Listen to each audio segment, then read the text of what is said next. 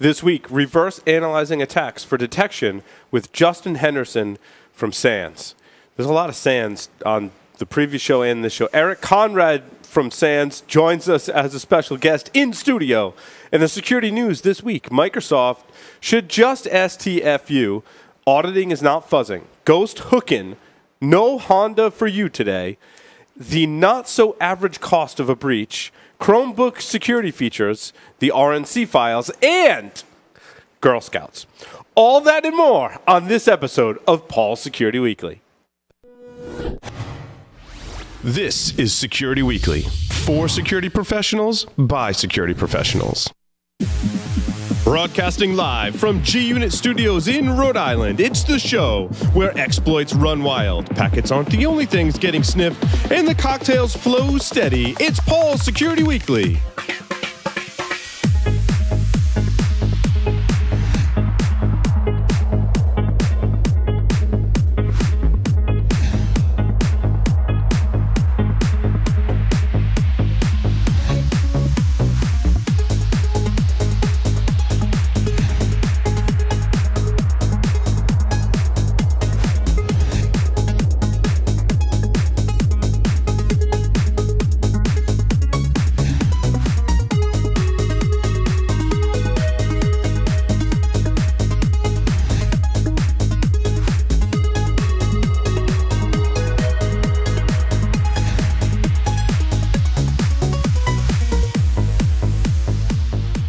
Brought to you by the SANS Institute, the most trusted source for computer security certification training and research. Visit SANS.org to explore their full curriculum and latest training offerings. Gain control of cyber risk with Tenable.io, the first vulnerability management platform built for today's elastic assets like cloud, containers, and web apps. Discover a fresh, asset-based approach that prioritizes vulnerabilities while seamlessly integrating into your environment. And improve ROI with the first elastic licensing approach based on assets, not IP addresses. Tenable.io delivers the data and context you need to secure your elastic attack surface. Start your free Tenable.io trial today by visiting Tenable.io. Onapsis is the leading provider of solutions to protect ERP systems from cyber attacks. Customers can secure their SAP and Oracle business-critical platforms from espionage, sabotage, and financial fraud risks. Visit them on the web at onapsis.com. And welcome to the show. But first, let me introduce to you my good friend, confidant, compatriot, Steve Jobs. No, I'm Paul Asadorian. Welcome, everyone, to Paul's Security Weekly. I'm, of course, your host, Paul Asadorian. Very, very happy to be here. Is that what that smell is? I'm excited about the whole show, Larry. Larry's here in studio. Welcome, Larry. Yay! Very nice. Mr. Eric Conrad is in studio. Eric, welcome to our wonderful studio. Thanks for having me. My office was actually clean because I got a new desk yesterday, so Eric got to see the one time this year it'll actually be clean. As far as I know, it's always like that. It's awesome. That's right. Let's see, on the lines via Skype, Mr. Jeff Mann is here. Welcome, Jeff. Hey, everybody. Good to see y'all. Good to see you, Jeff. Mr. Joff Thayer, certified SANS instructor. Yes. Mr. Joff Thayer is here with us. Woo! Speech. G'day. Gentlemen, stole my thunder. But yes, certified SANS instructor as of today. Very happy to be at the other end of that process. You're certifiably an instructor in a number of other things as well. Yeah, that's just true.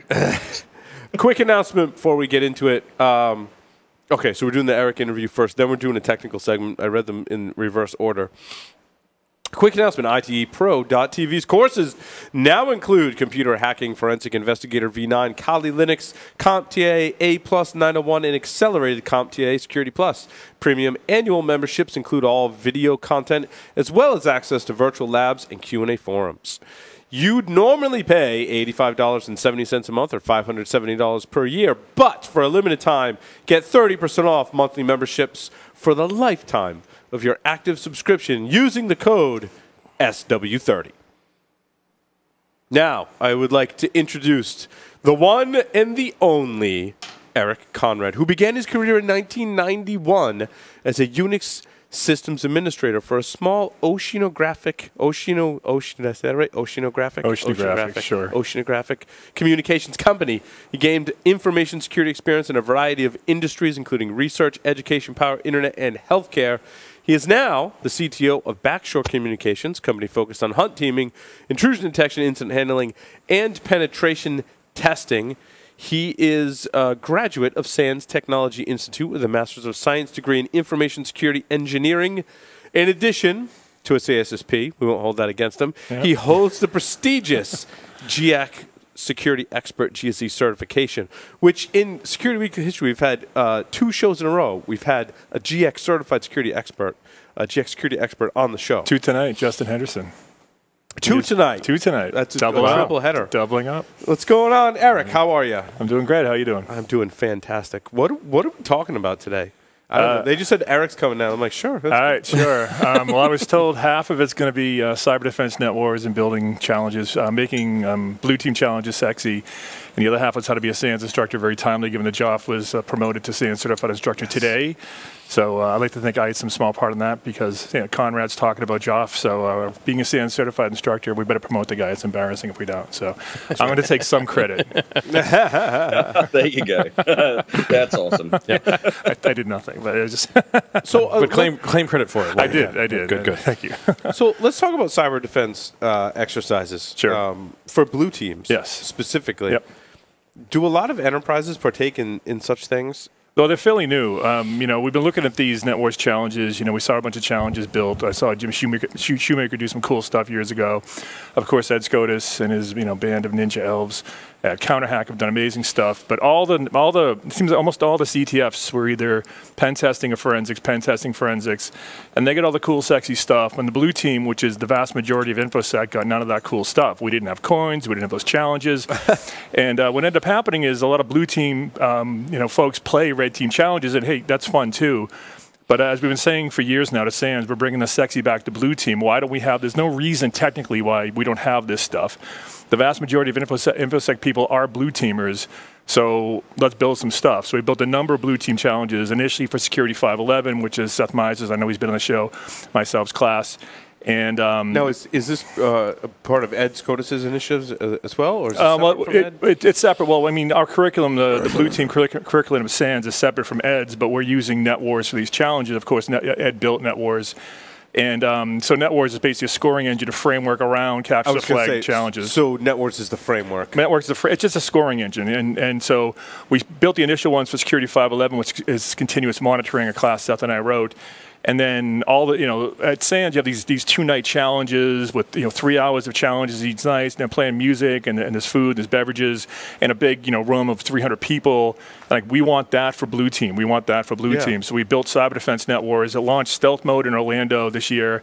We ran it in SecWest. It runs next at SANS Fire in June, I believe, or July. It's coming up, time's a blur. And it's been awesome. We had 50 people in the room. Really, we had about 70 people in the room. It was capped at 50 in San Diego at SecWest. But we had 20 extra people show up. We're like, sure, come on in. And it's been awesome. So what kind of things do they encounter? Sure. So Cyber Defense Net Wars, the metaphor, the story is you're a defender on the wall. This is a Game of Thrones theme. You're recruiting the Night's Watch. You're defending the wall. And you're defending the wall. Initially, level 1 is just you're securing the wall, the firewalls, things like that. Level 2, the humans attack the wildlings. Level 3, the undead attack the whites. And level 4, you have to catch the dreaded Night King, who's the king of all of that. And no one's actually found the Night King yet. The Night King has to be hunted down, And of all the times we ran it, and all the testers who went through it, we talking about GSEs, but a bunch of GSEs tested before we went live. No students found it, and only one tester found the Night King. And that was Justin Henderson, who follows me in about an hour now. He found the Night King. He's the only one so far. Wow. So Justin, no spoilers. Yeah, no spoilers. Spoiler alert. So are there attackers and defenders when they come in, or are they only defenders? And it's defenders. The attacks have already happened. So you've got a bunch of Windows event logs, you get PCAPs, you get log files, and you're hunting through that for signs of attack. Initially, level 1, we built it, Ed has said this before, I think he said it on the show, Ed Scotus, it's easy to build a really easy challenge. It's easy to build a really hard challenge. Yes. But the middle, where someone like a 301 or 401 student, 301 being kind of the on-ramp in a SANS, 401 being security essentials broad, And we want those people to have a ton of fun. But we want someone who lives in a SOC and does command, either PowerShell or Python all day long. We want them to be challenged too. And so having that middle ground, it's tough. It's challenging. And say it's Windows event logs, PCAPs, log files. There's Stego, there's crypto, there's general security stuff. And we had a bunch of 401 students take it who loved it, and a bunch of very advanced students. Again, only one student figured the whole game out, and that was Justin Henderson, and he's a ninja. That's awesome. Yeah. So what do they get, like a VM? They get they get a VM. There's a scoring engine. I basically stood up a Windows Active Directory domain for a few weeks in my office. I registered nightfort.org. If you know the story, one of the other castles on the wall. Castle Black is featured in the story, the HBO series and the books. I read the books originally. And you're defending the Night Fort, which is actually the largest and one of the oldest castles on the wall. And there's a domain, nightfort.org. There's a bunch of, there's Telnet attacks, Telnet honeypot, there's SSH attacks, there's all kind of stuff going on. And we give them just mountains of data, gigabytes and gigabytes. Full packet capture is running for weeks, and they're going to sort through all that stuff, just like you would in a Linux VM. A Linux VM based on a bunch of Windows logs. And a bunch of Windows logs, exactly. And they're going to sift through full packet capture. And it's interesting to see students struggle with that. One of the comments we get in San Diego was, you should chop these PCAP files down smaller because I can't handle this. Well, guess what? Security Onion captures 150 megs at a shot. And when you hit 150 megs in a full packet capture, it rolls to the next one. And that's what you're getting. And you need to figure that out. This is real stuff. This is stuff that you would be using in your environment. Exactly. This is actual live data. Now, it's play data. It was in my office, but Active Directory domain. And if you run full packet capture on a live network, that thing's going 24/7 with just nothing and noise and Windows systems, net bias. It's just constant stuff in a network. And then once in a while, the attack rolls in. They're going to hunt that thing down and find it. Yeah, certainly they could carve up the PCAP file themselves. They could, but you're encouraging. Exactly, but they struggle, just like we all struggle. That's what we all do. You start diving into real data. Real data is strange. There's tons of it. It's 99.99% just benign noise, and that's that 0.1 or 0.001% of the signal. And you see students struggling with that, but that's the real struggle we all face at our jobs, if you're defending. Right. What are some strategies for hunt teaming in this particular scenario, Eric? So we give broad guidance, like it's characters from the show, and one of the scenarios is a ransomware scenario. And I lit up real ransomware in my lab, and I had to just encrypt all the things and do all the stuff ransomware does, and it's phoning home to some weird DGA domain generation algorithm domains. And I'll say, Benjamin Stark did it again. He clicked on an email at 13:13 on February 12th. Go.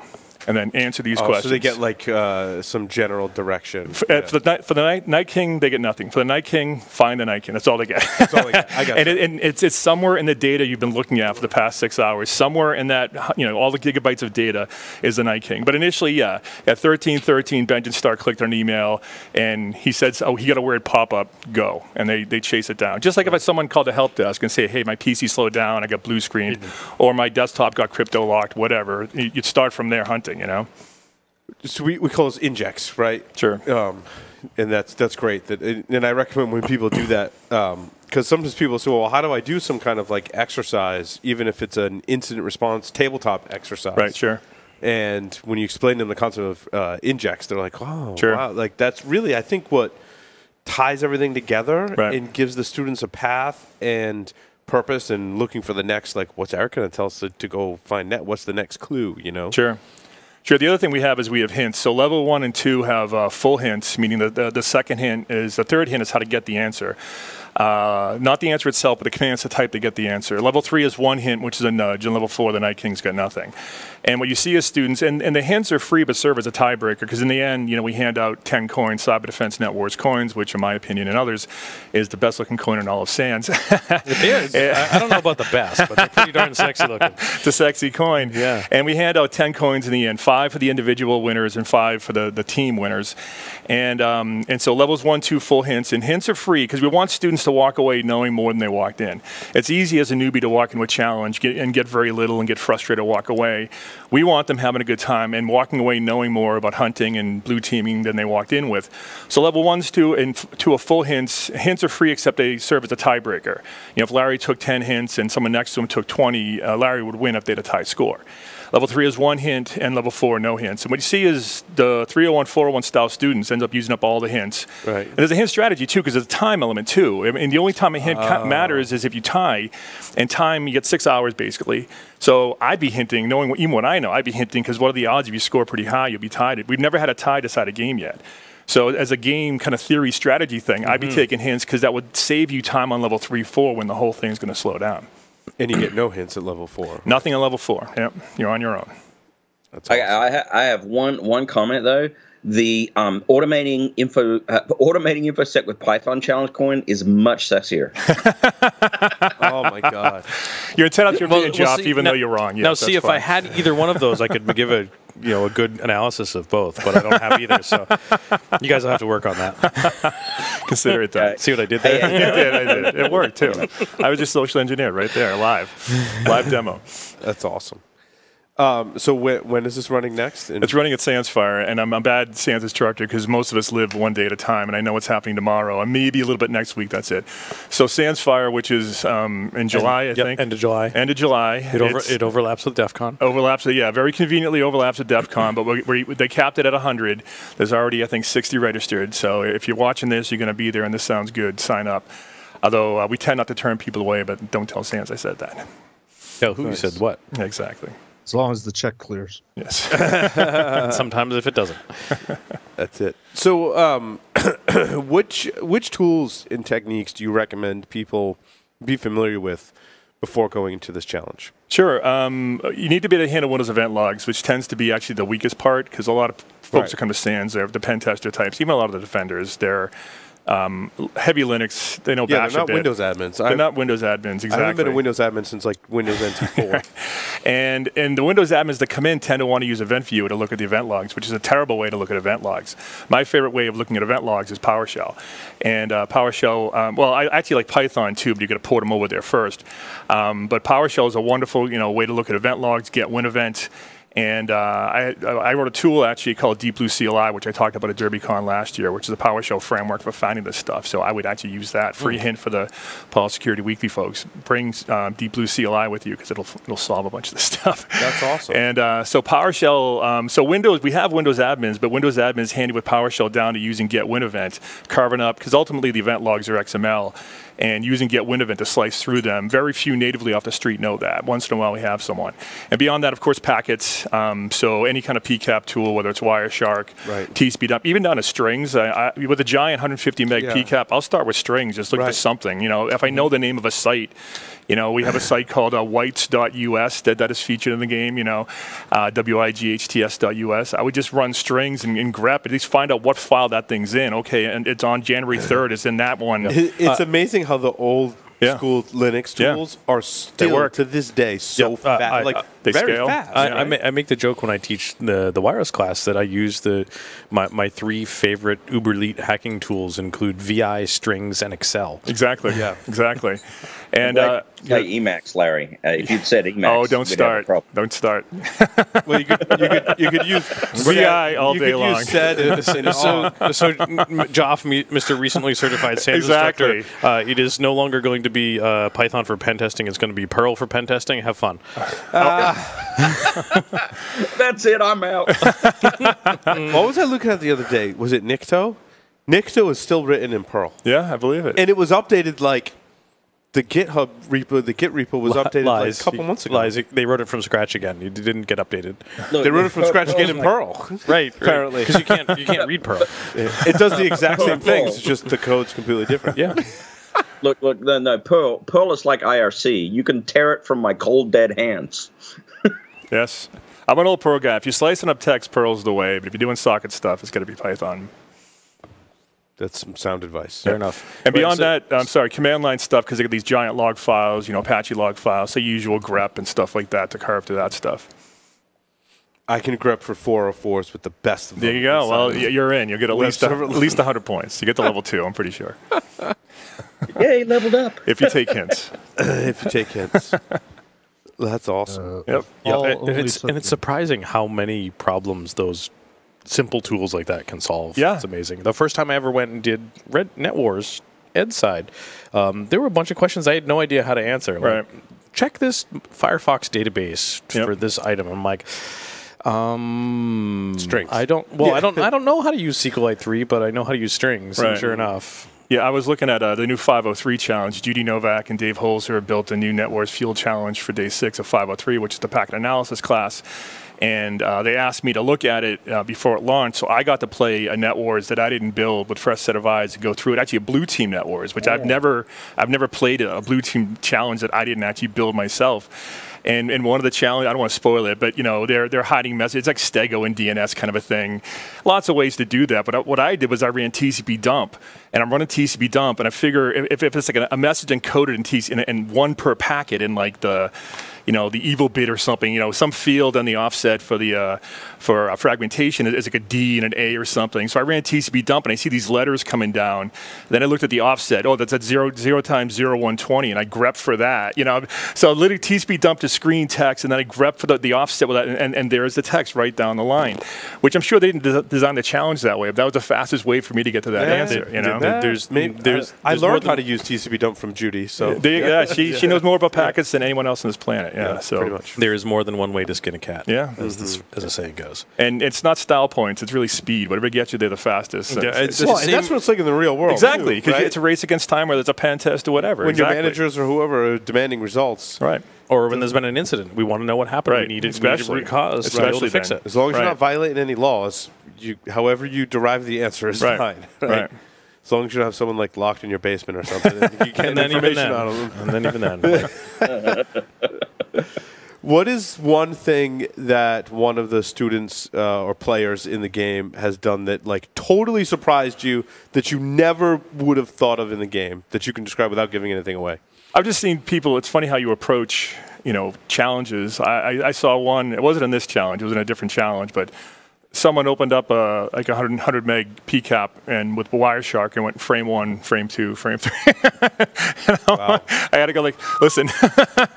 You might want to automate this. Yeah, and one of the things what's nice about the VM we built, we stole this idea from John Strand, is he built a wiki in his offensive countermeasures class. And so his labs are in wiki format. And so when you have a lab come up, instead of a paper book, you can actually pull up this wiki and it shows, you can actually copy paste syntax. There's a walkthrough at the end saying type this command, type that command, type that command. And if it's in a book, you're typing this, in our case, PowerShell command that's, it wraps twice across the line. Yep. And I'm like, a wiki. All it takes is one. Yep. Yeah, one typo. You're going to mess it up. One typo, twice. exactly. And a lot people don't realize, tab complete works in PowerShell, but of course it works differently than Bash because it ignores ambiguity. It'll tab out past the point of being ambiguous. And unlike Bash, PowerShell, you can actually tab out most options to these commands. And so we're pulling them at the wiki. And so we stole that idea from John. We're like, John, we love this idea. Can we steal it? Do you mind? He said, sure. So we put the wiki in 5.11, the continuous monitoring class. And when Cyber Defense NetWars dropped, the VM already had the wiki in it. So how to use TCP dump, how to use PowerShell, how to pull Windows event logs via PowerShell. All that stuff's in the wiki. And they can literally just start copying and pasting. That's awesome. And so newbie students who come in, we want them to walk away being excited about Blue Team and being successful, getting some stuff done, learning some stuff that maybe they can take back to work, and so sometimes they need that nudge because not many classes have that. John's did and ours did, and that was it initially. And we give them that nudge, we'll show them that, and then they get pretty self-sufficient. And with the hints, they're off and running. You know what I found along those lines, which I think is fantastic, is the folks that work for me. I teach them all Linux. At least I try. We're going to actually set up some more formal training because you need to know Linux to work here. Basically, sure, of course. A lot of the infrastructure is built on Linux, and they need that for their job. Not only that, the stuff they're doing, while it may be audiovisual work, I've certainly said, well, I just run this Linux command to get those MP3s merged.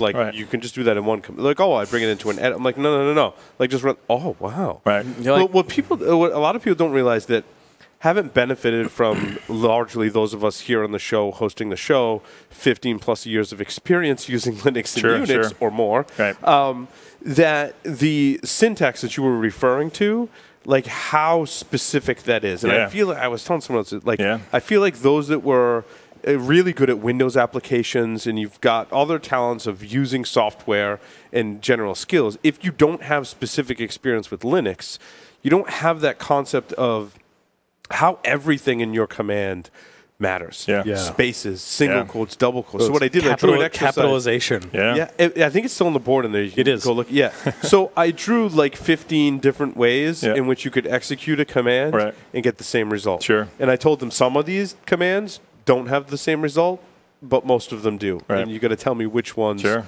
are which. And even though a lot of them haven't completed the challenge yet, what they got from it just approaching the challenge is, oh, that's because it's a single quote, not a double quote. Right. And so now they're cognizant of it, and they're working on the details of some of the How do you write challenges. smart quotes on a whiteboard? Yeah. Fuckers. Paul, I got to make a comment on that. When you start porting that knowledge over to Windows, where it breaks, especially in the PowerShell world, is anybody who's grown up on Unix, which I certainly did, doesn't realize that a PowerShell pipes objects. That's not hurt my brain. strings. That still hurts my brain. And it's like, That's the hardest thing to get and the past. first time I encountered that, I'm like, it pipes objects? Yeah. Whiskey Tango Foxtrot. Yeah. I just have two words for the difference in this type of characters in Linux and Windows. Fucking Unicode. Damn it. God, that's such an apostrophe single. Smart quote. Yes. Yeah, I actually figured out on the Mac how to turn fucking smart text off. Yeah. Yeah. the Well, other it's day. because I think a lot of the things that we're running into, and I still have to research in Python how to do this on a character-by-character basis, is the apostrophe. Like when you do an apostrophe in Linux, it's a single quote, right? But in Unicode, they're two separate things. The Unicode character for an apostrophe is not the same. It's no ASCII Right. equivalent of that. So when you're taking data between Windows and, it bites us every. So what that boils down to is the Python application that we have isn't smart enough yet to know I copied and pasted from a Windows Word document. Right. And that's the Unicode representation of Right. an apostrophe. Smart quotes. Yay. Yeah, to your point, I talk about like having these skills as kind of a secret superpower. And I'll tell you a quick story about my son and my dog, actually.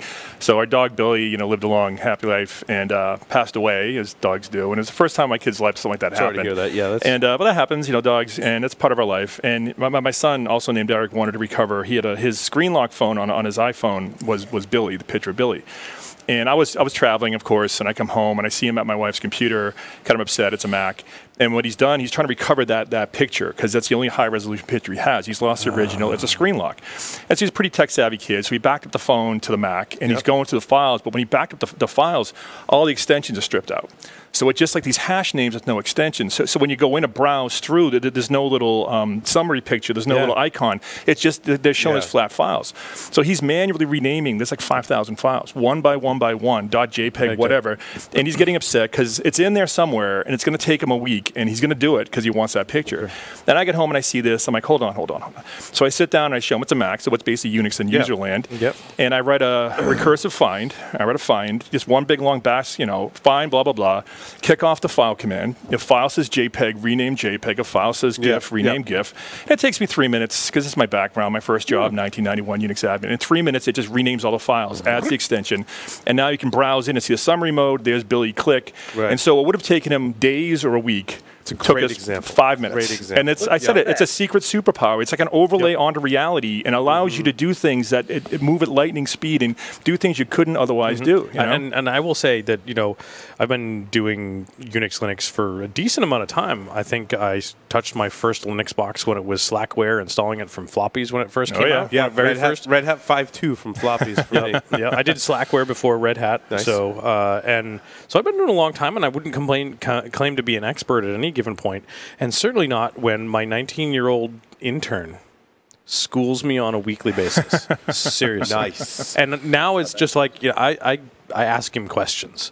Like he said, oh, well, we should really, compress this file, and we can do it in this fashion. And I even forget which algorithm he's going to be screaming at me now.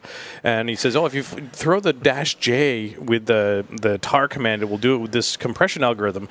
But you may also want to specify the number of cores that you want to use because it takes a really long time to compress. In fact, Because back in the day, there was a processor. Right. That was all you had to work with. Yeah. We had no command line switch to tell us how many cores, Yeah. because there was only one. Yeah, the extraction will be really fast, but if you give it a -9 to do the fastest, the most compression, you might want to add 4 cores to your virtual machine because it will use all 4 cores. Decompression will only use 1 core, but it will be really fast, even though you compressed it with the most compression. Oh, and I said, awesome. and I ran it, and I'm like, yeah, I probably should have given this more cores because it took 18 hours. It literally took 18 hours to compress like a 4 gig file. So, I would never, I don't think I could operate in the world without the background that I have. I grew up, first Unix I installed was, I think it was Xenix back in the day when they first came out for the PC, but I grew up on Sun Solaris in my early sysadmin days, and that kind of experience is just fantastic Me to too. have. That's what SunOS, the original BSD True SunOS, 1993, our server got hacked. And I handled a first-generation rootkit. I'd already got bought into the internet in 91, and Unix system, and we got hacked in 93, first-generation rootkit on the BSD-style SunOS 413. And I'm like, career equals decided. This is it. This is what I'm doing. Yeah. So I was I mean, I remember the very first time I ran into the simple flaw where the RM command didn't understand that if you created a file that had ... space in it, that it shouldn't traverse up the directory tree. So you had Unix sysadmins writing cron tabs to clean stuff up and do rm-rf whatever.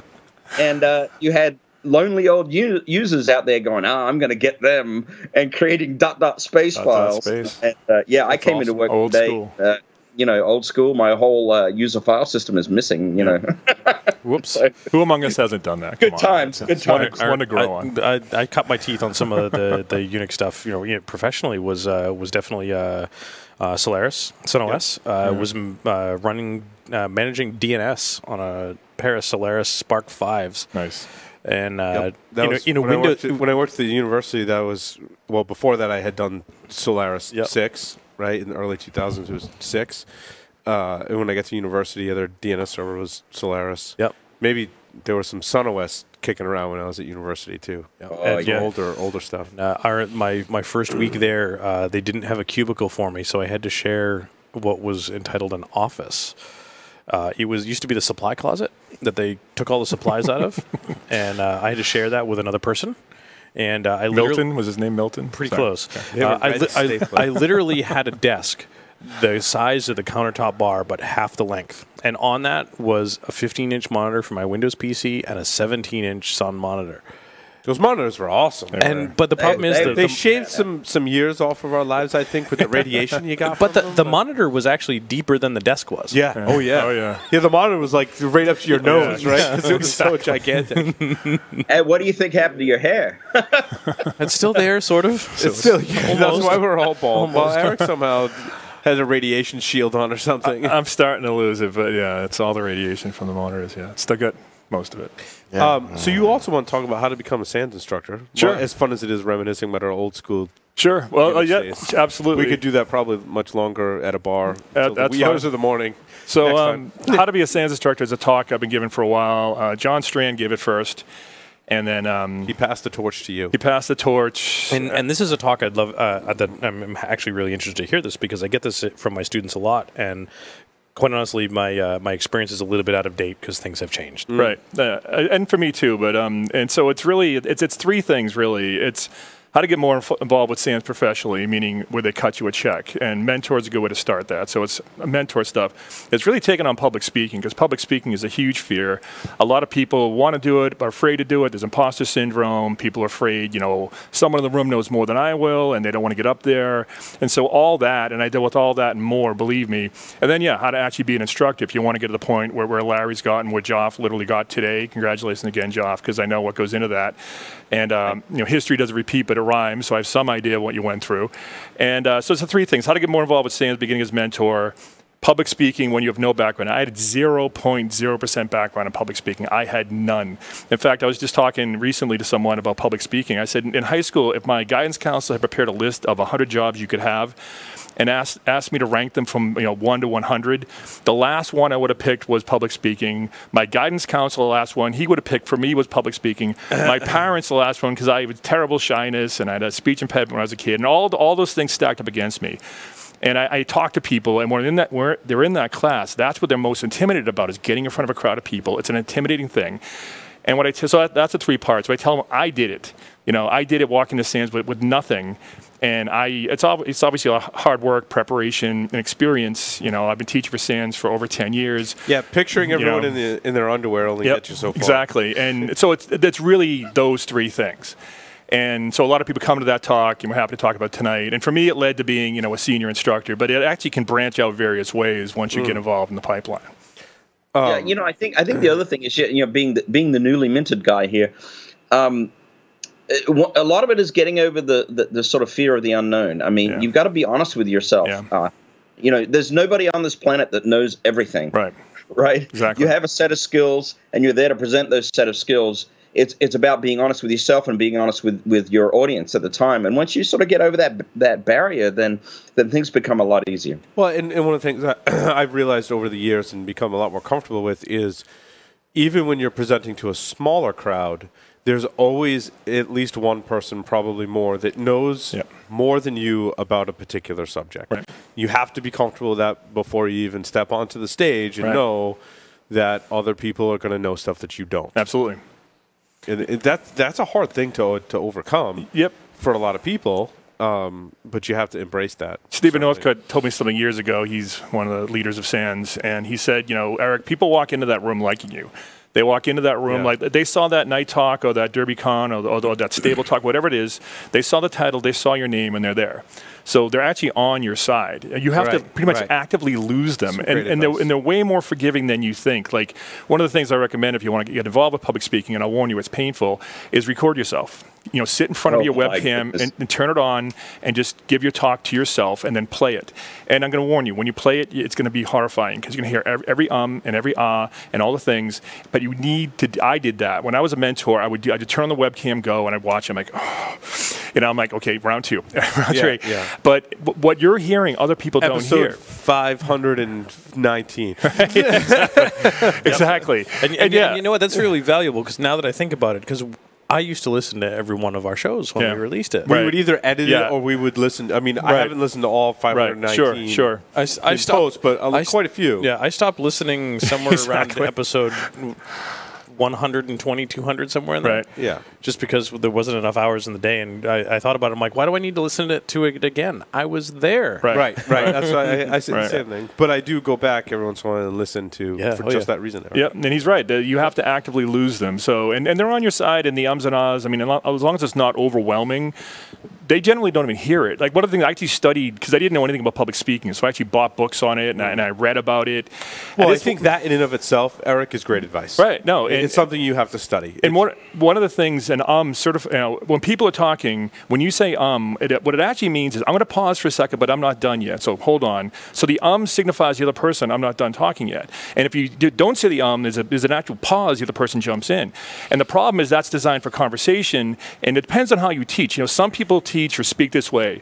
My name is Eric Conrad, and I'm going to teach. They kind of orate that way. Yes. I find that very unnatural. Now, as Larry Wall once said, there's more than one way to do it, just like your whiteboard of 12 ways to do the command. I find that kind of oration, like, I'm speaking to you now on Unix security. I find that very stilted, but I've seen people do it, and it's very successful. My style is more conversational, where just like I'm talking to you guys now, and I have a conversational style where I'm telling stories, a story about my son. I've told that story when we talk about programming in class, because that's the way I teach. I teach in a much more personal manner. The risk of that, though, if you don't do the oration style, you do the conversation style, is you have the ums and the ahs. Yeah. And I still have those things, but once I understood why they were there, and as a result of that, the reason they're there, people don't hear it, because it's the same cue. Because in the class, it feels like a conversation, even though it's one way. So when I'm saying and ah, we've all been tuned to say, okay, he's just pausing for a second, he's going to keep going.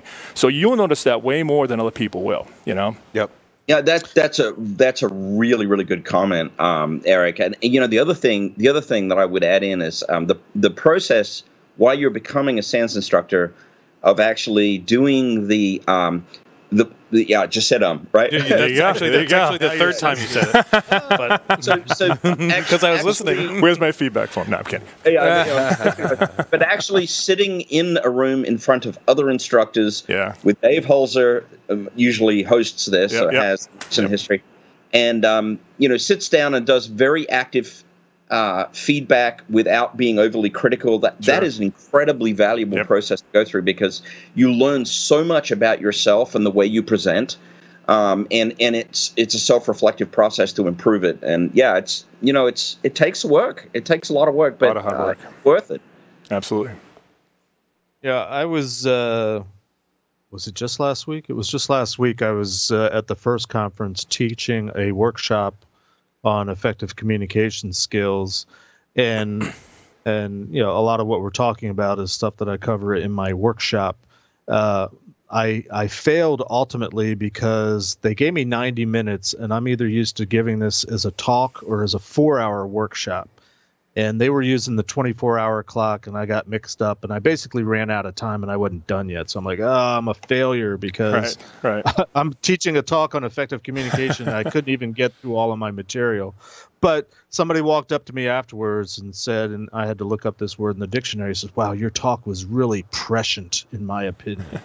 And for those that don't know what it means, because I didn't, it has something to do with very timely and almost prophetic. It's like spot on. And but one of the things I asked, because I was trying to in my communication workshop, I want the people to talk. I don't want to just lecture on how to communicate.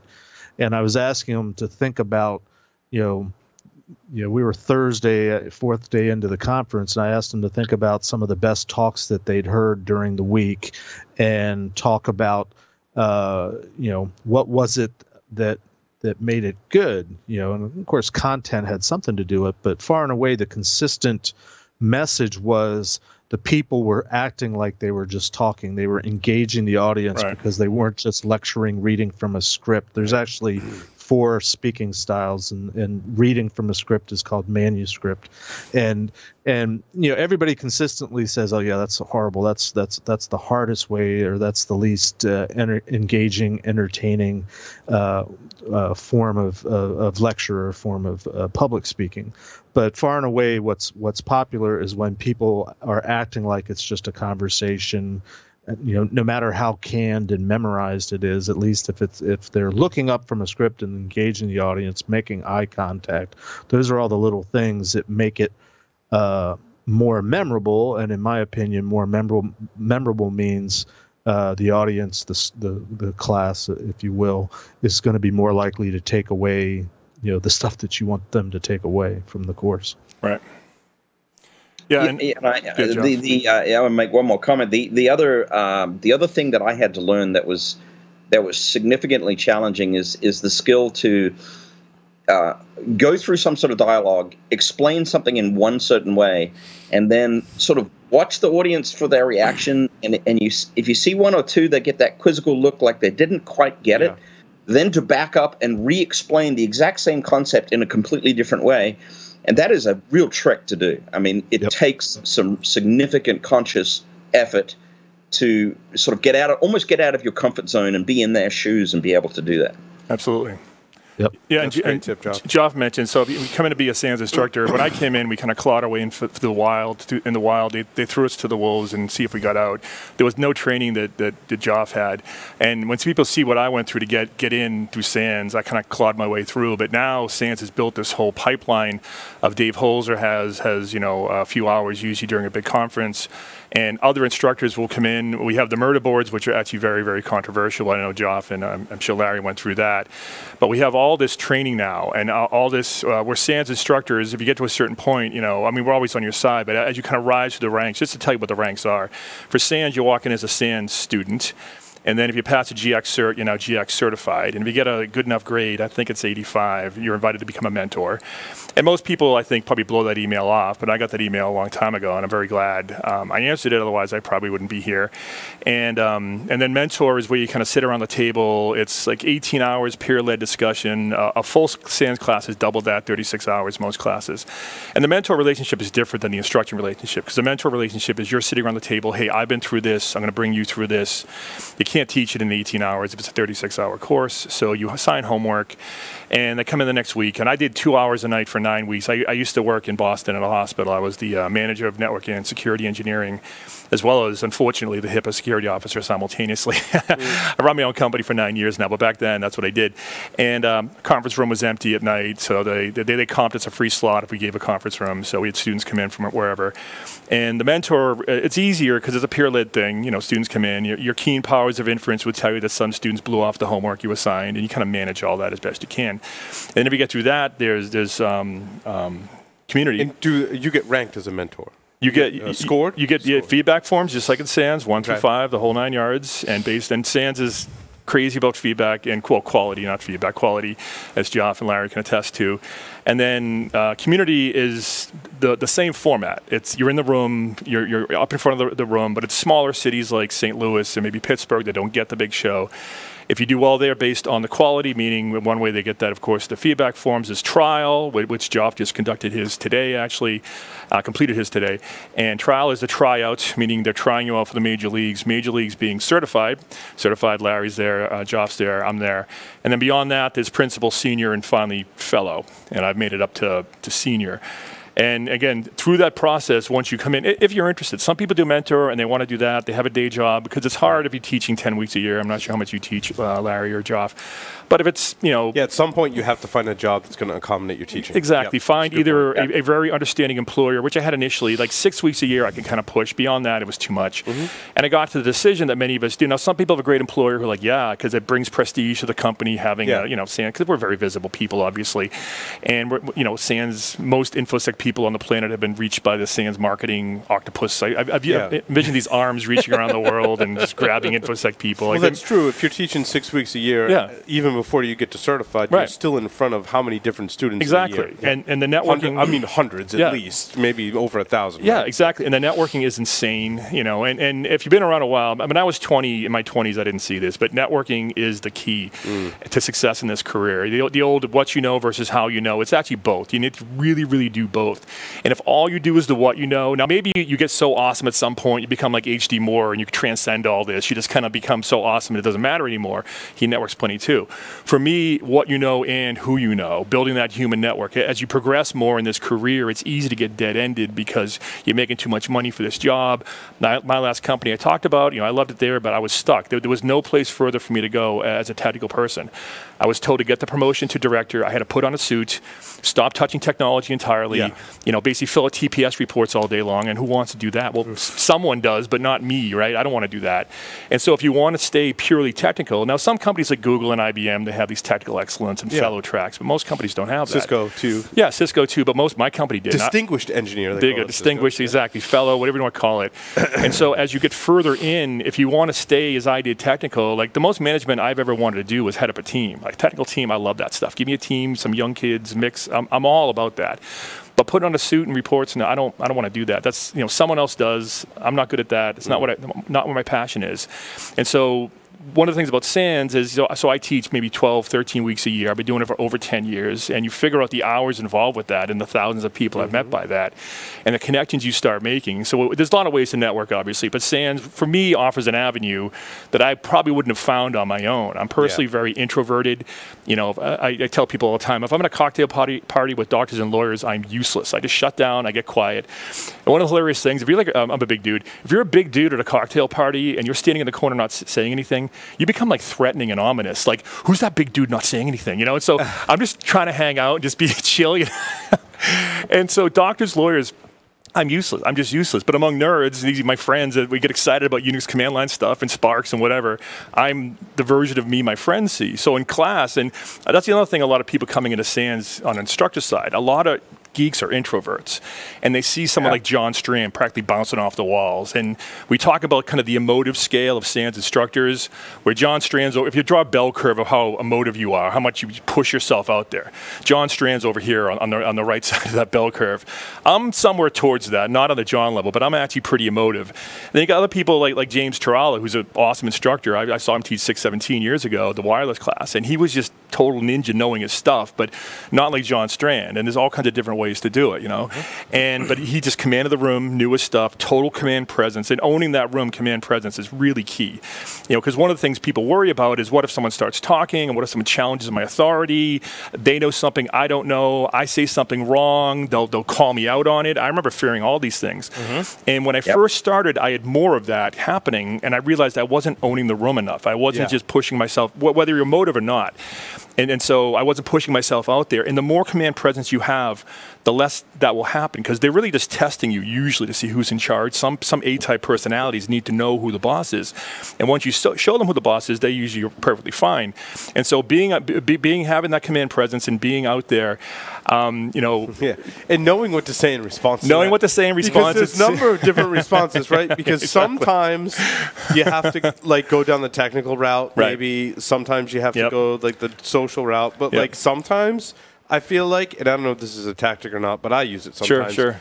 You just have to make a joke. Yeah. Like without insulting them. Right. But just turn it into a joke. And then I think they realize like you have a sense of humor and you're a real person. And they're like, all right, I'm just going to kick back and listen for the most part. Absolutely. But just back to my point. And so the introverts see us doing that and they think, wow, I'm introverted. I couldn't possibly be that out there. And again, there's a range of emotions or emotive teaching styles. But for the introverts who come to my How to Be a SANS Instructor talk, I tell them that I am an introvert myself, but I ask them, how do you act among your friends? Like your best friends, when there's no strangers in the room, it's just you and your buddies, your pals. How do you act? Because if you're a nerd, you're among friends. And that, for me, was what really unlocked it. Yeah. I act my true self. I'm acting much more naturally now than I was at the party we're at on where I live. It was just kind of stuffy, and I was just hiding in the corner. Doctors and lawyers, right? Doctors and lawyers. I struggle with that too, right? Because like you spend all day like learning Docker and containers. Right. And you get into that environment and like that's what I want to talk about. And I'm like, no, nobody here knows what a container is. I'm so excited. Put your leftovers in, right? Yeah, exactly. I am just so excited to hear Eric say that because I'm probably not quite as introverted as it sounds like Eric is, but that is the key. When you go in there and you just say, hey, I'm amongst friends. Yeah. And it becomes a conversation amongst friends. You still got to take control of the room. You still got to be that guy who owns that room. But once it's a conversation amongst friends and you start that rapport going, it's usually that first day in a SANS class. Once you get over that first day and you learn the personalities, it's all golden from there, provided you've got everybody in the right categories as you're teaching that day. Excellent. Okay, with that, you've answered the 5 questions before. I have not. Okay. 3 words to describe yourself. Giant InfoSec nerd. If you were a serial killer, what would be your weapon of choice? Sarcasm. If you wrote a book about yourself, what would the title be? Do androids dream of electric sheep? In the popular game of Ask Grabby Grabby, do you prefer to go first or second? First every time. Care to demonstrate? I was waiting for someone to ask. It was embarrassing there for a minute. Room got quiet. 2 celebrities to be your parents. Alive, dead, fictional or otherwise? Grace Hopper. I know she had a lot of kids apparently. Oh, that's fantastic. And Andre the Giant. There you go. Wow. Nice. That would make an interesting kid. Yeah. You've thought about these. You've thought about Kids these me. questions before, haven't you? Some of them, not all. But Grace Hopper was automatic. Yeah. And Andre the Giant, I read about his life. Did you bring your nanosecond with you by chance? I did not bring the nanosecond. There's a famous picture of Andre the Giant holding a beer, and the beer looks like a nip, like a it's the size of a thimble, and It looks like a shot glass. If you read about his life, it's interesting because most people who are like 7.5 feet tall and weigh 500 pounds, they kind of mold their lives around them. Like they buy a car that's twice as big, they build a bed. He was flying like coach to Japan, and he was going to Japanese. He was traveling like we do, but he was it's an interesting kind of poignant, sad life. So, Andre the Giant, read about that. Excellent. Eric, thank you very much. With that, we're going to take a short break, come Anytime. back with our technical segment for this evening. Stay tuned. Don't go anywhere.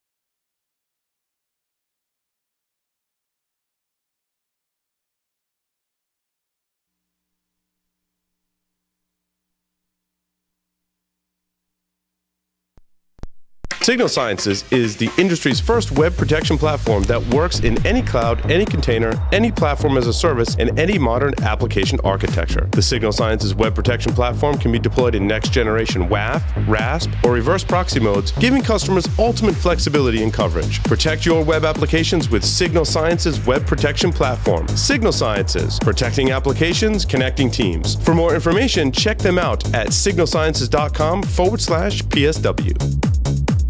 The average time between being hacked and realizing you've been hacked is 1 year. Can you afford to let an intruder roam your network for that long? Can your company weather the fallout when this comes to light? Black Hills Information Security can find the bad guys in your network and train you to do it yourself. Email consulting@blackhillsinfosec.com to find out how a hunt teaming engagement can help you find a persistent threat in your network. Has your network been breached? Cybereason can help you answer this question. Cybereason products hunt for threats within your network and eliminate them in real time. To Cybereason, real time means within seconds. Founded by former military hackers who don't play by the rules, they've built this experience into their platform. Harness ingenuity and imagination, not just code, to defeat attackers. Cybereason, disrupt the adversary and let the hunt begin. Endgame automates the hunt for both known and never-before-seen adversaries in enterprise networks. Built on unique knowledge on the adversary's tools, techniques, and tactics, Endgame's centrally managed agent prevents, detects, and responds to advanced adversaries in the earliest stages of the kill chain without prior knowledge. Endgame, automate the hunt. Yeah. Welcome back, everyone, to Paul Security Weekly for the technical segment. Quick announcement, the first B-Sides in Uganda is happening. B-Sides Kampala, October 14th through the 15th. CFP is open until July 15th. They're looking for topics on network and web application security, innovative attack and defense strategies, malware analysis, biometrics, and evolutionary computing robotics. And my comments about that last week, B-Sides Kampala being potentially postponed till next year, was incorrect. Okay. I received in regular communication with one of the folks that is running the event. Gotcha. And, he had let me know that, and then things changed, and it's back to normal. And back to normal. Back to, for the mostly normal. Back to bonus points for bringing an actual robot. Visit bsideskampala.com. Submit your talk today or tomorrow after you've thought about it a little bit. So, but bring your robot. But bring a robot. Justin Henderson is here with us. He's going to be talking about reverse analyzing attacks for detection. Justin is a passionate security researcher with over a decade of experience in consulting. He's a SANS instructor and has had multiple opportunities to work on government contracts, specializing in network monitoring systems and incident analysis. He's had extensive experience in the healthcare industry. Justin is the 13th GSE to become both red and blue SANS Cyber Guardian, less than 20 in the world, and holds over 50 industry certifications. You should put those all on a business card, dude. That'd be awesome. It's like 0.02 font. Or wrap to the back. Email signature. That's what email all signature. All of it. Spell them all out. The never-ending email signature. That's right. You need to do it now. What's going on, Justin? Not much. And you're in your car. You can tell he's passionate. He's in the shaggin' wagon. That's right. Are you in your car? Are you just a random car in the parking lot, or? I just picked something random. Security never stops. We'll do a little bit of physical pen testing while we're here. It looks like you chose something with TV monitors in the back. It's nice. Yeah. Good choice. Yeah, exactly. So tell us what you mean by reverse analyzing attacks for detection and what problem you're trying to solve. Yep. So I'm the course author for the new SANS Sec 555, SIM with Tactical Analytics. Yeah. And part of that course, I needed to do a lot of, let's say, proof of concept testing. I needed to do different detection techniques and verify they work. And the best way to do that is just run lots and lots of manual pen tests and see if you can catch them. And when I did this, the strangest things started to come to me. That many of the attacks we state can't be detected can be caught with just basic logs, like security products not included type of thing. So when I say reverse analysis, really I'm just talking about doing normal pen tests, such as with Metasploit framework, Mimikatz, simple reconnaissance, and then kind of doing a before-after snapshot, and then seeing what you can catch. Gotcha. So how does that work exactly? Tell us. We want to learn all about it. So basically what I'm doing, I'm running a open source, what they call an elastic stack. Basically just think collecting Windows logs, IDS logs, just any kind of data, but primarily we'll say flow data, network IDS, and Windows logs. And what I'm doing is looking at normal, basically no attacks going on, and then I start running attacks like pass the hash, pass the token, maybe some actual exploits. Uh-oh. Someone just unplugged his internet. No, they just put it on pause. Maybe he just got busted. He did. Am I still here? Oh, you're back. You're back. It's like watching porn, buffering. Oh, sorry about that. And so I was saying, why they a lot built of the internet. PowerShell attacks, just with everything being PowerShell nowadays. Yeah. So, just kind of showing through some of these. Like, let me share my screen here real quick.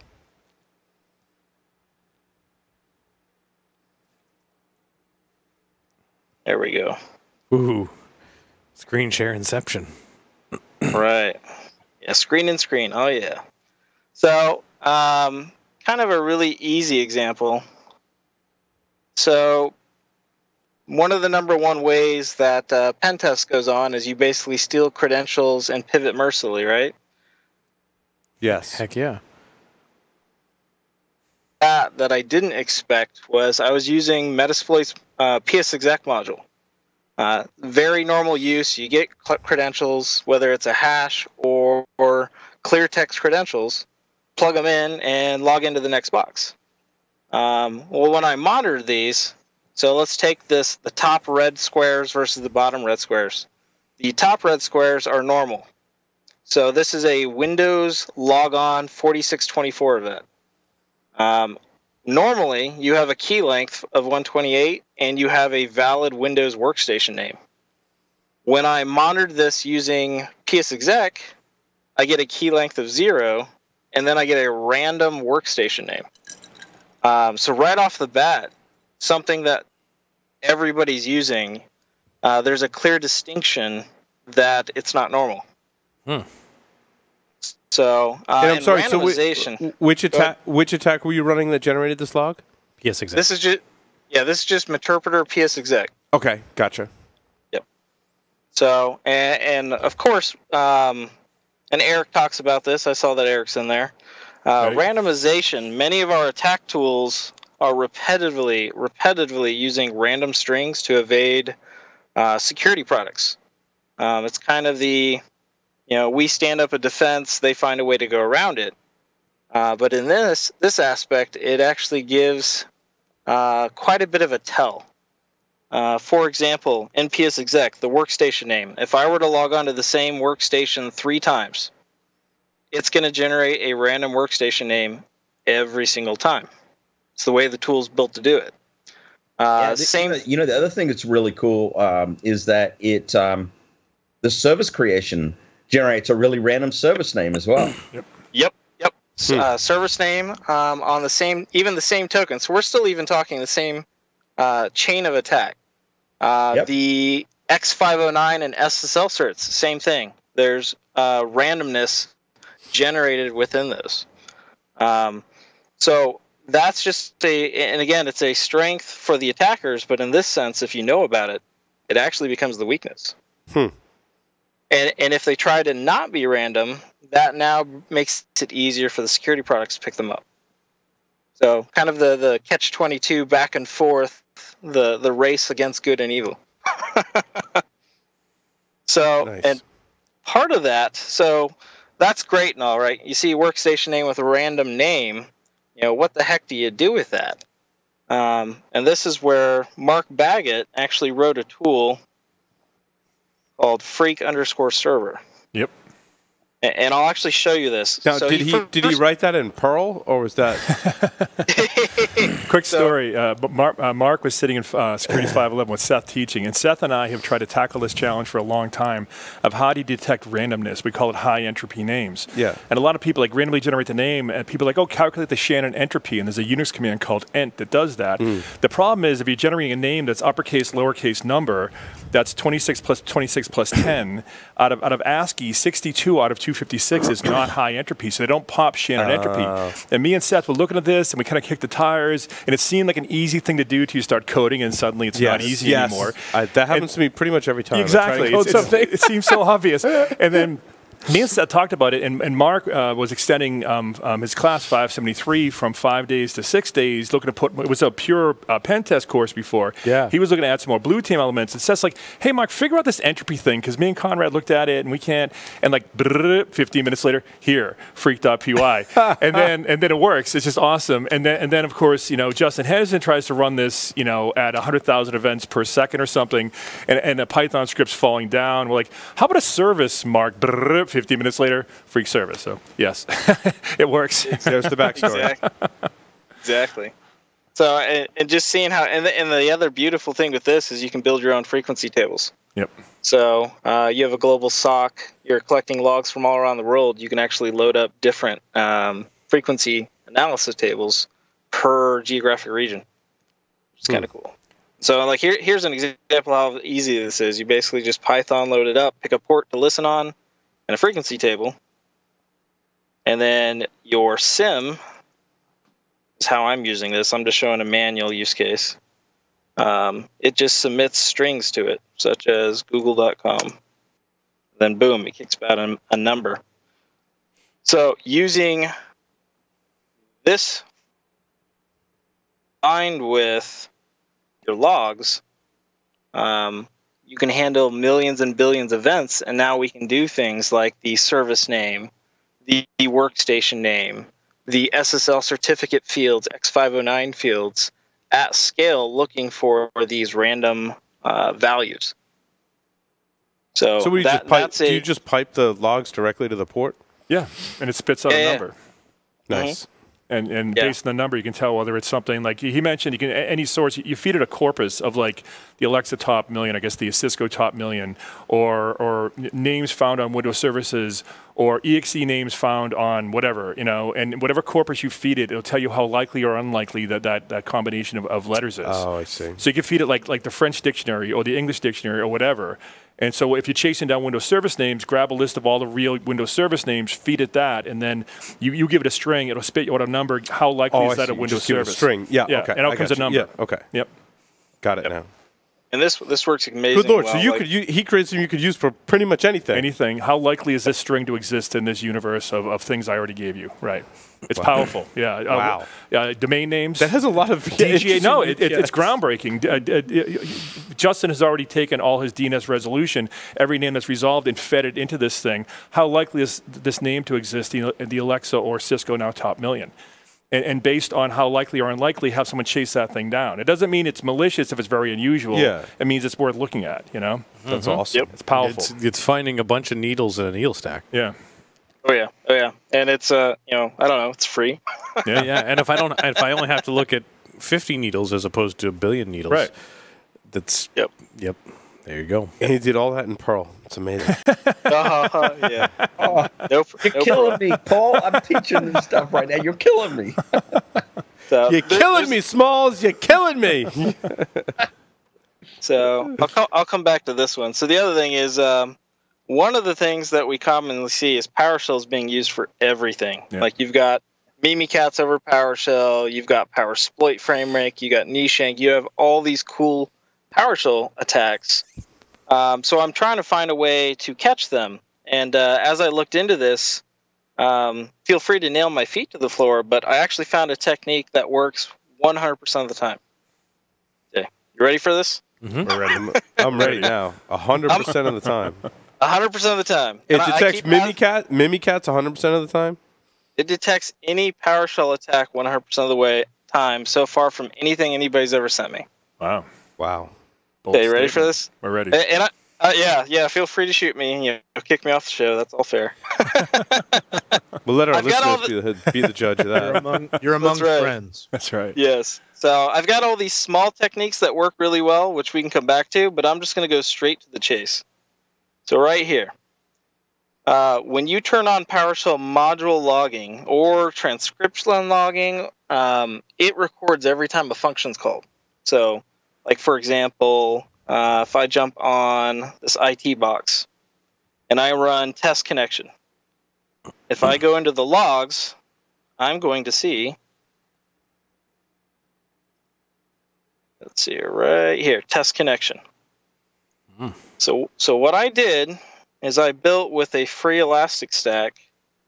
I invoked this command at log time. And what it's doing is it's extracting every single PowerShell commandlet being used. And from that, you just simply dump to a CSV file. And then you turn around and throw it right back into the log system. And you say, anytime I see anything that's not one of these, alert. So it's basically whitelist detection for PowerShell commandlets. And so, for example, Mimikatz over PowerShell will generate at least 100 functions that would not make your whitelist, such as invoke-DLL. And the amount of effort to implement this is significantly less than a true application whitelisting solution. One, you're not blocking anything. And two, you're only detecting new commandlets or functions as they're used. And since it's going through logging system, you can be like, well, except I'll ignore my IT folks or the development folks. I mean, you can filter the heck out of it. And in my experience, if you spend one day, you turn on logging, log everything you have today, go ahead and stop it, and then put this in place by exporting all the modules that got used, it's easy to maintain, and I have yet to find a PowerShell attack that does not rise to the surface with this level of detection. Awesome. What if there's a Mimikatz attack on the day that you run the baseline, though? Oh yeah, then it's going to be part of the whitelist. Totally. Okay. I mean, that's totally valid. It's not perfect, but damn near perfect. Exactly. Yeah, I'm sure there's false positives, right? Something else runs. Well, invoke-DLL is probably not a commonly used PowerShell function.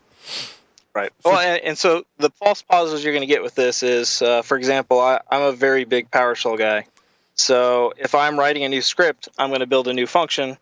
It's going to log it. There's your false positive. But I also know that that's so simple. Plus, it's logging who did it.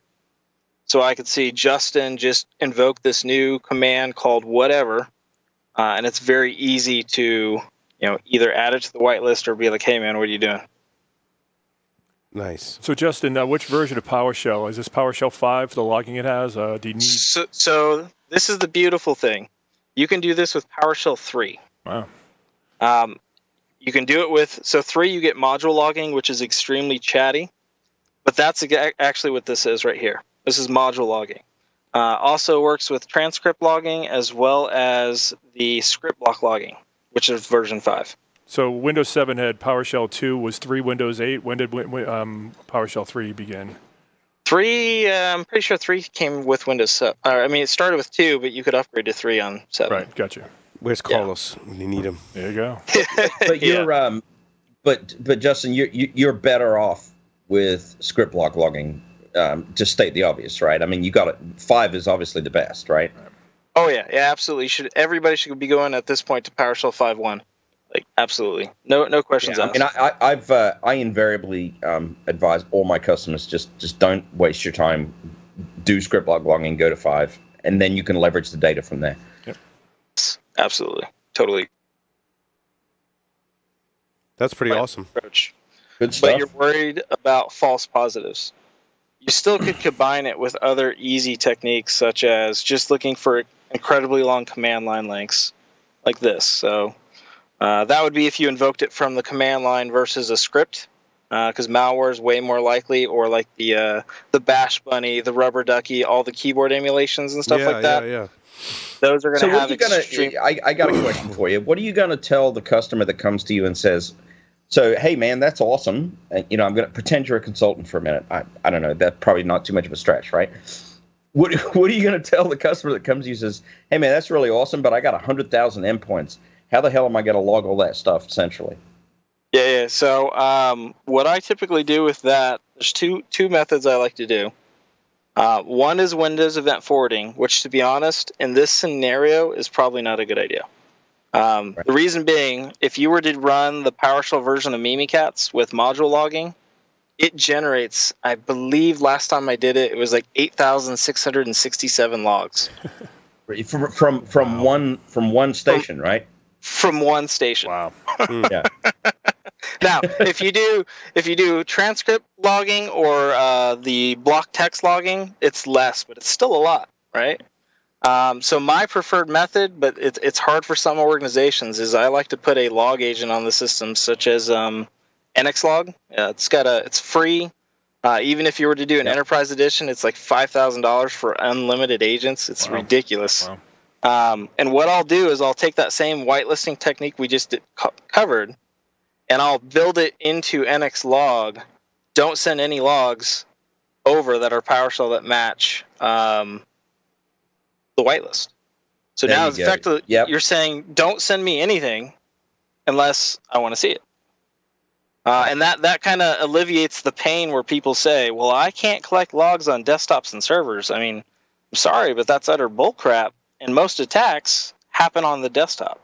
So I like to use this because my process here is collect key event IDs from running reverse analysis like we're talking about, and just filter everything out except for those. And even then, filter under certain circumstances like the whitelist.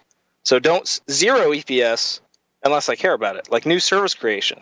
That's very simple to say. Ignore all my whitelisted stuff. Just send me over the ones that I've never seen before. Yeah, I think I love NXLog, by the way. I'm completely on board with what you're saying. I think that's the right way to do it. And it's a good solution, and it's configurable, and it gives you an immense amount of power to filter down the fire hose of events, which is what you need to do. Coming to a Blue Team challenge near you. /me looks at Eric Conrad. Yeah, that's right. Yeah, exactly. That's right. Yeah. So the other thing just to throw out with that's kind of interesting. So then you of course have locations that are extremely additional agent. And I totally get that. Whether it's politics, resources, concerns over crashing stuff, I don't care. I get it. A different approach is actually to stand up a single NXLog Enterprise Edition on each, we'll call it regional or major location. And you can actually simulate a Windows event collector and then do all the drops there before you send it over your internet pipes. Yeah, almost like a hub and spoke kind of topology, right? You collect it and filter it at the central collection, at the distributed collection points, and then push it on. Yes, at the distributed collection points, and then put it on. So. Yeah, where there's a will, there's a way. One of the things about pre-filtering, a lot of the SIM vendors are guilty of this. So like, you shouldn't or you can't pre-filter. Send it all to ArcSight, send it all to QRadar, whatever. And they're doing this, one of the reasons they do this is to make more money, because the more events you send, the bigger SIM you need, and the more Oracle licenses you need. And so most of the SIM vendors will say don't pre-filter, but I believe, and Justin believes, pre-filtering is the bomb, because if you don't pre-filter, you're probably not going to send any desktops. You have 100,000 desktops, 50,000 desktops. So I love these solutions that pre-filter, ignore the whitelisted services, send the things we've not seen before. You can handle 50,000 desktops if it's only brand new services that aren't whitelisted. The SIM vendors don't want you to do this, but when you roll your own with Elk, as Justin has, you can do whatever you want. Well, and I think the SIM vendors want you to buy more stuff, obviously, but they also want that level of control. Sure. Because a lot of them do, I guess you'd call it like mid-log filtering, right? It's not pre, they're taking in all the data, but they're using their own logic to prioritize it. So they're saying, this is like general noise, like consolidate it and just store it over here, and then they're processing. So they're doing what Justin's talking about. They're just doing it all in one system. Sure. Of course, that comes with some interesting things like bandwidth and storage and all of that stuff. So, well, the other thing is you got to stay on it, right? I mean, the other thing about pre-filtering, so to speak, is the fear of false negative, right? So you have to be aware of what you're doing and be agile about it. Otherwise, you could lose badly. Sure. Yep. Yeah. And then there's the fear of performance issues, but My thing is, I found in most cases the pre-filtering actually improves performance, especially if you're doing encryption before you send it off. Yeah, I think that's an accurate statement. So other things that I've seen, just kind of the pen tester in me switching over to the blue teamer in me. You initially get a toehold on the network. That reconnaissance phase that we often say blue teamers are screwed and can't catch. In my experience, there's a few techniques that I absolutely love. And I didn't create all of these. Some of them, like for instance, in this screenshot here, Mickey Pear, often attackers will go in and they'll look for like the domain admin account. The problem is they might do net group, they might do DS query, they might do LDAP, they might do PowerShell. There's different ways to find the domain admin membership, and effectively any standard user or even a machine account on the domain is allowed to do this. So there's kind of that myth that we can't catch this. So what he shows is we can just go into Active Directory and enable auditing on key groups, and now any account that enumerates them, it cuts a log. And I found this to be significantly accurate in that once I'm on the network, if I'm trying to do reconnaissance and find key privileged groups like enterprise admins, schema admins, domain admins, it's very difficult not to get caught trying to find the members of that group. It's interesting. It begs the question, what's the legitimate use case for enumerating domain admins? Sure. Yeah, and with dealing with the audits this create, I mean, it's typically going to be your IT folks, which again, if you're doing this on the end of a SIM, it's easy to filter out exceptions for those users. Or it's LDAP services, such as you have a web server that is doing the company phone listing and directory listing. Mm-hmm. Mm-hmm. So, but there's not a lot of valid use cases for the need to do that. Yeah, because is it Kerberos that does the authorization check, not enumerating who's in the group through the directory services, I would assume, right? Like the check to see that I'm a domain admin, does that require like a directory service lookup to see who's in domain admins? Or is that more like a Kerberos ticketing thing? I don't know if that's a ticketing thing. I think that's just because again, a standard user or even like if you break into an IS server that's using a computer account for network calls, you can actually do it with that. Right. Yeah, almost anybody can enumerate things in the LDAP directory. Right. And that's really what's behind it. So the thing is, the question that's being asked, I think that Justin's getting at is it appropriate to do so? Is it normal to do so, right? And it's not really normal to do so, and that's where I think people need to catch up. Yeah, I mean, even you hear the funny use cases of pen testers broke into a printer. Printer has LDAP credentials. Now they're querying domain admins from a printer. Yeah. Not normal. So the other one another technique that I absolutely love is, and this one is so basic, I don't know why others haven't thought of this, is just file auditing. So Windows, Linux, I don't care what it is. You can audit if someone accesses a file. So I thought about this, and I was like, well, what if I create a folder and a Z folder, and either I mark them as hidden or I don't? It doesn't really matter. No one's supposed to hit them. So you exclude, you tell your antivirus engine, don't touch these folders. Maybe you push this out with group policy. And now all of a sudden, if I'm on your box doing a pen test, and I run any automated recon tool against your hard drive, I'm caught.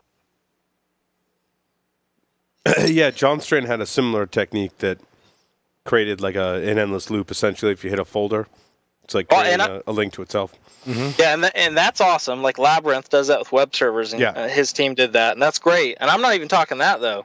The endless loop is great because now you're slowing them down as well. I'm just literally talking, let them enumerate them, but just cut a log saying that file was accessed. Don't even stop them. Don't even loop them. Just log it. It's basically a honey token. Yes. It's basically a honey token with files. But it doesn't even matter whether it's exfilled or not. The simple fact, even that a folder was traversed, that shouldn't have happened. You basically intentionally put in a situation that's not supposed to happen. Nice. And of course, you can only log. We talk about the pre-filtering. Right. You only log access to those folders, not every other folder. Right, exactly. Yeah, and you don't have to do this like for those who don't have pre-filtering. This is per file per folder, so you don't. It's just a Windows setting, or on Linux you can do like audit D. It doesn't have to be pre-filtered; it can just be set up. To only audit your honey folders. Honey folders. And could be even you could exclude certain users directly with the auditing, both Linux and Windows. Nice. Yeah, Paul, I hear you've got a bunch of honey folders, but they're completely different. That's totally. They're fully all your honeys. What's in those folders is totally different. Yeah, but you might want to know when someone else accesses That's them. right. Yes, you need to be audit D to tell you. Yes. I audit D. Configure audit D to monitor those folders and exclude myself. Yes, Or not. or not. Whitelisting your own access to your honey folders, that's important. That's important. Yes. Oh yeah. HUNNI. All right, Justin, we get time for like one more, dude. One more. All right.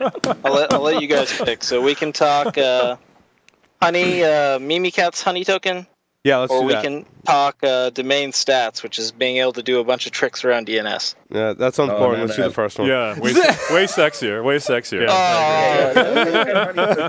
Paul just wants some more honey. I want to talk about honey. He got him on this track. He's not getting off. That's it. Come on. All right. So Mimikatz honey token. So Mimikatz is used in pretty much all attacks. It's very, very common.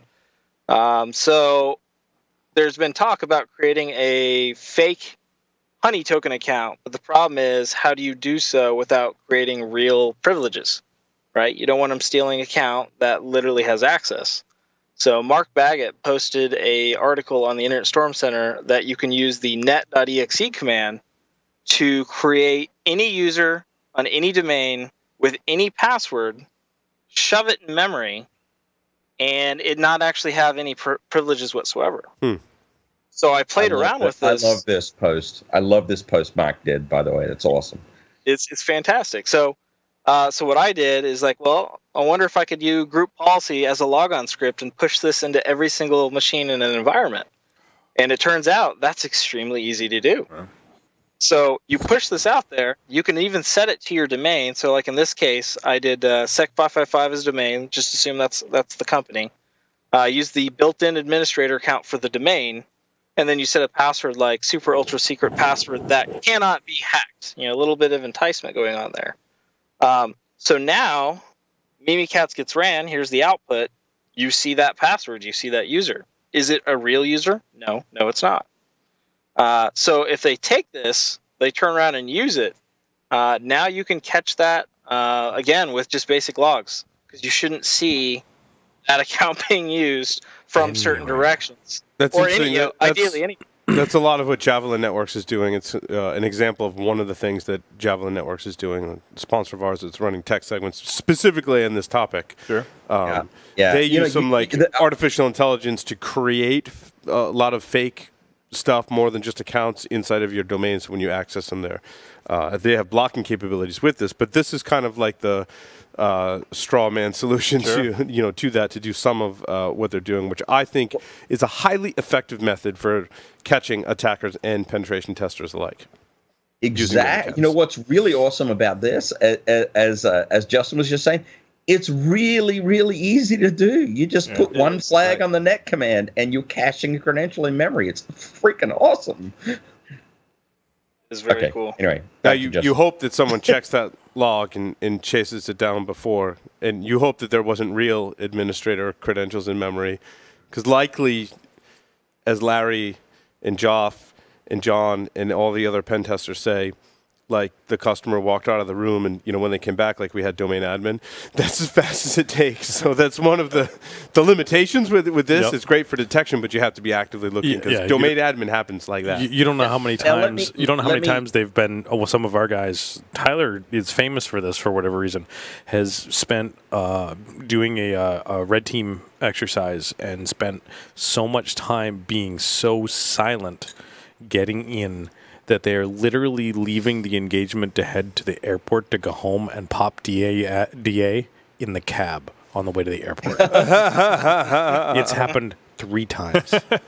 3 times. I've gotta ask Justin a leading question, and that is, when you use Mark's technique to cache this credential in memory, and then you subsequently run Mimikatz, is there any way for the attacker to know that's a fake credential? And this is a leading question, obviously. Great question. Yeah, because it's not going to work, right? So it's not going to work, for one thing. But there is. If you actually analyze the Mimikatz output, you could identify somewhere in there that this is effectively it's not real. And actually, Benjamin Delpy has an article, because when Mark came out with this, he's like, hey, well, I could just blah, blah, blah. And that's true. But if you're a fly-by the seat of your pants pen tester, or you're doing automated tools or whatever. Yeah, most malware is probably not going to pick up on that. Right. I would venture to guess. Yeah. But there is a way to visually, you got to look for it. But yes, you can. But that's still a good thing for people to start. If you're seeing success with this, I would pursue Javelin networks or similar techniques inside of your network and build upon this, Justin. So I think it's an extremely valid thing to point out for people to start looking at, because I truly believe that this is the way that we need to start and continue to defend networks today, based on the mess that Microsoft has handed us with Active Directory. No one disagreed with me there. Okay, that's good. Nope.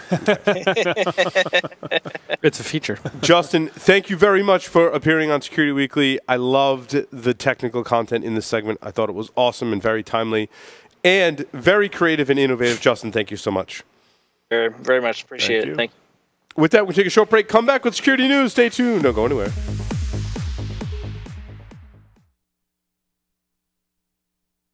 We good with... You need another drink? I'll take another one. Okay.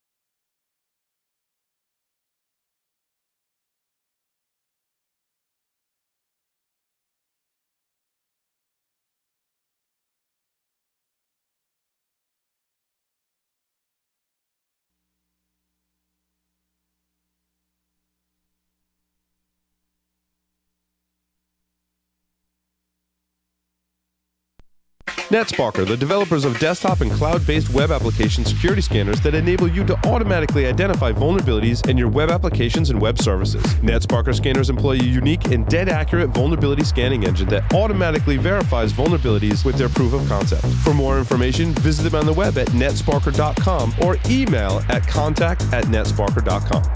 Logarithm's Netmon Freemium delivers real-time network visibility to quickly identify emerging threats in your IT environment. Netmon Freemium is a free commercial-grade network forensics and traffic analytics solution. You can use Netmon Freemium's powerful capabilities to search against all observed network traffic, identify abnormal traffic patterns and application usage, and quickly analyze full packet captures. Take the first step towards real-time network visibility. Visit logarithm.com/freemium to learn more and download it today.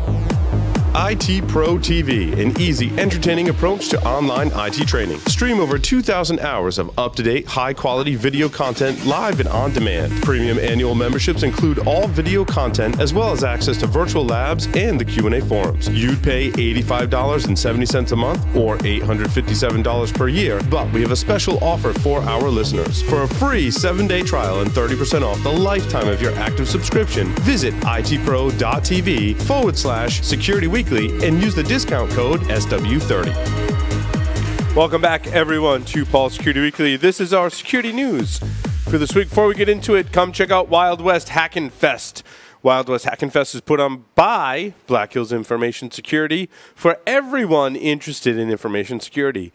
Join us on October 27th and 28th for hands-on hardware hacking workshops and talks by myself, Larry Pesce, Joff Thayer, and more. And others. WildWestHackinFest.com, HACKINFest.com. Which was, you want to hear a good one? So I get this email from Sands yesterday from Lisa, our lovely Lisa. Of course. And she says, so. We love Lisa. We do. We have a request. We'd like you to go teach an on-site for 617 in Baltimore. I'm like, oh, hey, I'm busy that week at work, darn. And an hour later, she says, hey, I've got this request. We'd like you to teach it on-site for 617 in October. That's overlapping with Sands Wild West Hackin' Fest in Oahu. I'm like, in Hawaii. Sophie's choice. Oh, that's tough. That's tough. Like, is the customer flexible on dates? Yeah. Can you fly me from pain? Right. I just felt that. Oh, how fast can you fly me from South Dakota to Hawaii? No, it's the other way around. How can you get me from Hawaii to South Dakota, which is never. Yeah. There's no. It's gonna. You need like a week in between. No good way to get from Hawaii to South Dakota. Yeah, that's just. Like you're staying overnight somewhere. Twice. Yes. Oh. Yeah. So I'm like, So she's finding out how flexible the customer is. That's awesome. My wife wasn't happy. By the way, I just want to say again how much we love Lisa. She was so supportive of me. She's awesome this year, and just the whole process. So she's great. Speaking of which, Joff, did you see the email from that went out to do your announcement? Yes, yeah, I did. And the one from John, Joff is so awesome, we hired him. And immediately following. Yes, Joff is so awesome. We tried to hire him, but John beat us to it. Those were not planned. Nice. Those were not planned. That's awesome. Oh, that's awesome. That was I fell off my chair laughing when I saw that. So that was really cool. I had stories that went in order, but not numerical as to how I had them in the show notes. Hold on. So it's going to take me a minute. Explain. It's kind of like an Nginx when you have to code for numbers not having numbers are multiple conditional statements. Numbers are hard, so you set a variable to 1 and you compare the two variables. Okay, so listeners, this is the part of the show where normally a SANS instructor would pause and look very thoughtful, but Paul is going to say, No, I'm going to say number 10. Ghost Hook attack bypasses Windows 10. This is neat. There's no patch. Wait. Bypasses Windows 10 patch guard. Patch guard. Yeah, Thank you. Yep. This is dear SANS instructors, this is the part of the show where you realize that Paul was drunk. I know. I don't know how you guys teach for that long without drinking. Oh, wait. Never mind. You think that's Dirty little secret. Don't tell anybody. Don't think tell that's anybody. coffee in the cup. Yeah. Okay, so the bypass, which has been nicknamed Ghost Hook, is a post-exploitation attack and requires an attacker already be present on a compromised machine and running code in the kernel, assuming administrator privileges, I would assume if you're running code in the kernel. Right. As a result, Microsoft said it will not patch the issue, but may address it in a future version of Windows, according to CyberArk, whose labs team, CyberArk Labs, who are awesome ninjas. We've had them on the show before. So Microsoft, at first, doesn't issue a comment. Then, I don't know where this, a threat post. Then they say, okay, with threat post, we'll talk to you. Then Microsoft says, this technique requires that an attacker has already fully compromised the target system. We encourage our customers to practice good computing habits online, whatever the F that means, including exercising caution when clicking links to web pages, says the creator of, producer of the operating system, opening unknown files, or accepting file transfers. Why don't we think of that sooner? It's so obvious in hindsight. Like, we gave you the car. I mean, you should know not to go over the speed limit, wear your seatbelt all the time, and not drive recklessly. It's freaking genius. Now, We're out of jobs now. Right? We have no more jobs. I get the response was lame, but I want to ask the question. It requires the attacker, the patch guard thing this bypass for patch guard requires that this attacker is already on the system running code in the kernel. Correct. So why do you need to bypass patch guard? Well, I mean, what's the additional risk? Right. If you've already compromised the system, what else is it getting me as an attacker? Bypassing patch guard. That's as much as I know. But haven't you already... And this story to me isn't about the attack. It's more about Microsoft's response. Sure. But my thing to Microsoft is it would be better if Microsoft just didn't respond at all. I mean, haven't you learned that from Apple yet? Like, it's much better. But rather than issue a lame response, just say nothing. The only other thing I can think of as Microsoft's response might be ... and question mark. Like the question I just asked. Like, and you already have to compromise the system. There you go. There you go, Larry. It's like plausible deniability. They need to they need to respond with ... question mark. And how does So I'm confused. I'm not sure what. To be honest with you, I'm not. I was just caught up in Microsoft's response, but not so much in what bypassing patch guard. Does anyone know what bypassing patch guard? But I'm thinking about this, and I'm like, well, if that's the case, that maybe Microsoft's response is actually legitimate. Well, the article says the introduction of patch guard and device guard. Very few 64-bit Windows rootkits have been observed. Well, okay, so maybe it's rootkit type of... okay. So maybe there are... Yeah, right. I'm not close enough. We're able to execute code in kernel and go unnoticed by any security feature Microsoft produces. So maybe it's about being stealthy, is what the article is referencing. But again, the way I read this, if I can already execute code in the kernel, then what... I agree. There's your rootkit. I mean, it's game over. Right. So, and... maybe, and someone please weigh in on this that knows more than we do. But maybe if you are running code in the kernel, there are certain restrictions that maybe log your activity that can basically allow defenders to find you. For those of this is bypassing. Or for those of you who are yelling at your phone or your media playing device on the train, car, airplane, please write in. psw@securityweekly.com. And by the way, your email client will put that in spool it until you actually can connect to a network later. So please. Is it a persistence thing? Like you're in the kernel, but you can't root the kernel. You can't change the kernel. Is that it? Could be. Well, we're going to find, believe me, right, our listeners people email leap into keyboards now on all kinds of issues. All kinds of issues, Eric, which I'm very thankful for because we just launched a new website this week, and I want to personally thank listeners who emailed me and pointed out issues with our website. Some of those folks were internal. some of those folks were external just listeners and follow us on social media and were like, hey, I saw this was in security things, non-security things, typos, whatever. Yep. Everyone participated and sent me feedback because I was actually playing the role of the CEO of the company as well as the webmaster as well as the sysadmin in this case. And then you get those emails from those guys that are like, why am I last in the list and not and I was second? like, no, you're actually first. And I'm like, oh yeah, I caught it at the time where I was actually last because it wraps around. And I mean, that guy. I mean, not me. That guy. The slider at the bottom that lists all of the hosts is on an 8-second delay. Yeah. And so you spend probably around 8 seconds like looking at all the stuff at the top, and by the time you scroll down, Paul's the first one It says listed. Larry, but by the time you scroll down, like I'm the second in the list, and it says Paul, and Larry's like, I'm last. I'm like, no, you're first, but because I didn't want to put myself first. And you explain it. I'm like, I'm an idiot. I'm like, it's the one time where being second is actually being first. I didn't plan it that way either. I was just. Well, I mean, that guy that reported it. I mean, he was an idiot. Clearly an idiot. It was really funny. I was laughing at that. I'm really glad you're laughing. There was some really weird things because I felt really bad about asking you about that. I'm like, dude, why am I last? I'm like, there was weird things. Like, co-founder of the show, and like, I've got to maybe invoke a little founder privilege here because like really? And you're like, and I'm like, dude, you were first. You're actually first. I'm like, oh shit, I'm an idiot. But there was weird just when caching. you're gonna dog him. We had caching issues, which were really weird, which I have to investigate still.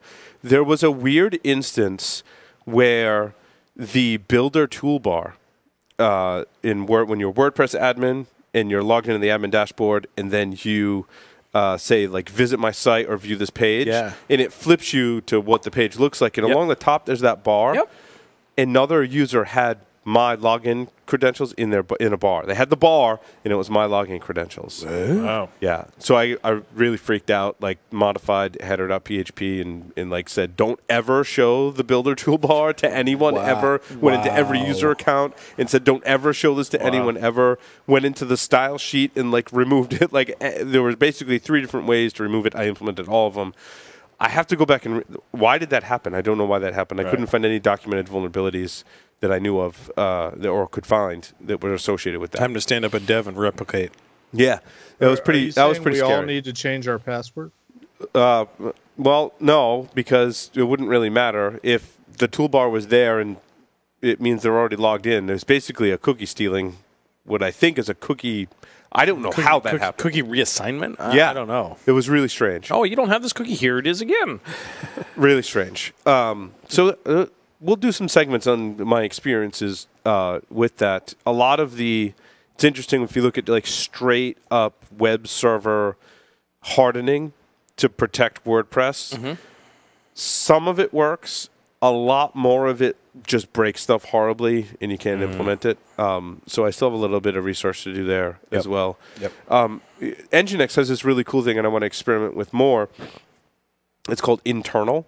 So you can say, yeah, like this exists, but it's only accessible internally. So external resources can't access it, but it's still there, and the web server can access it. It's how we lock down some of our MediaWiki things, because a lot of stuff just needs to be accessed internally. I like that feature a lot. I think that can go a long way for security, at least on the web server front. Nice. Of course, being up to date on WordPress and all your plugins and really any web application is probably your best defense. WP Scan is kind of very heavy on the false positive side. Both Bo Bullock and I ran WP Scan against it, and most of it was like, yeah, dude, like we're not even like I've never even heard of that plugin, let alone running it on my site. And it says we're vulnerable to it. So. I was just about to mention that, Paul. I've noticed with WP Scan every time that I've used it, only a very small minority of what it comes up with is actually useful. It's heavy, Paul. You should get the WP Scan guys back on the show. Ryan Dewhurst. That would be good. Yeah, that would be good. I actually talked to them not too long ago. Yeah, and that was just some of my observations. I would love to see someone come up with some tools or update tools to be a little better at the WordPress scanning. I know I tested that other one the other week. I got to run that against the new site as well. Yep. I just overall haven't really been impressed. Yep. That said, because I know the internals of our website, and I know like where the dark, dusty corners are, and I know no tool that I've ever run against our website gets those dusty corners. Yep. That said, new in Guardian's website running on WordPress. Like what self-respecting security company would run WordPress. Right. But yeah, you do the copy thing, right? You copy yours out. We run WordPress. We do a static content export, and that export is SCP'd, so there's no dynamic content. Old school. That's an old school solution. Absolutely. Right there. Yeah, we actually use a WordPress plugin to do that. And the only folks that can access the actual WordPress site, it's IP restricted type deal, so you can only get there from certain hosts. And what plugin is that again? Every time you mention it, people email us. It's the I'll find it. I will find it momentarily. And I think we almost like the technologies that we run, especially ones we have in common. We should almost have a wiki page for them where we're just putting up like our notes that we talk about on the show. Because so many people ask. Simply Static. Simply Static. As I'm typing WordPress export static. Simply Static. That's it. Paul, that would be an excellent idea, by the way, what you just come up with. Capture that. Yeah. A wiki for that would be awesome. Okay. I will make it so. 2 people were arrested for Microsoft network intrusion over a 3-month period earlier this year. The 2 men reportedly made repeated efforts to hack Microsoft's network or into Microsoft's network. Which story is this? 16. Microsoft notes no customer data was taken in the incident. It's not clear whether the group was able to access other information. The big question, so I got a lot of questions about this. Yeah. Because we don't have any insights other than what I just read. How did they do it is the big question. The bigger question is, how would you do it without getting caught? A personal question, do you in a wizard robe? I put on my wizard robe and hat. Completely unrelated to the story.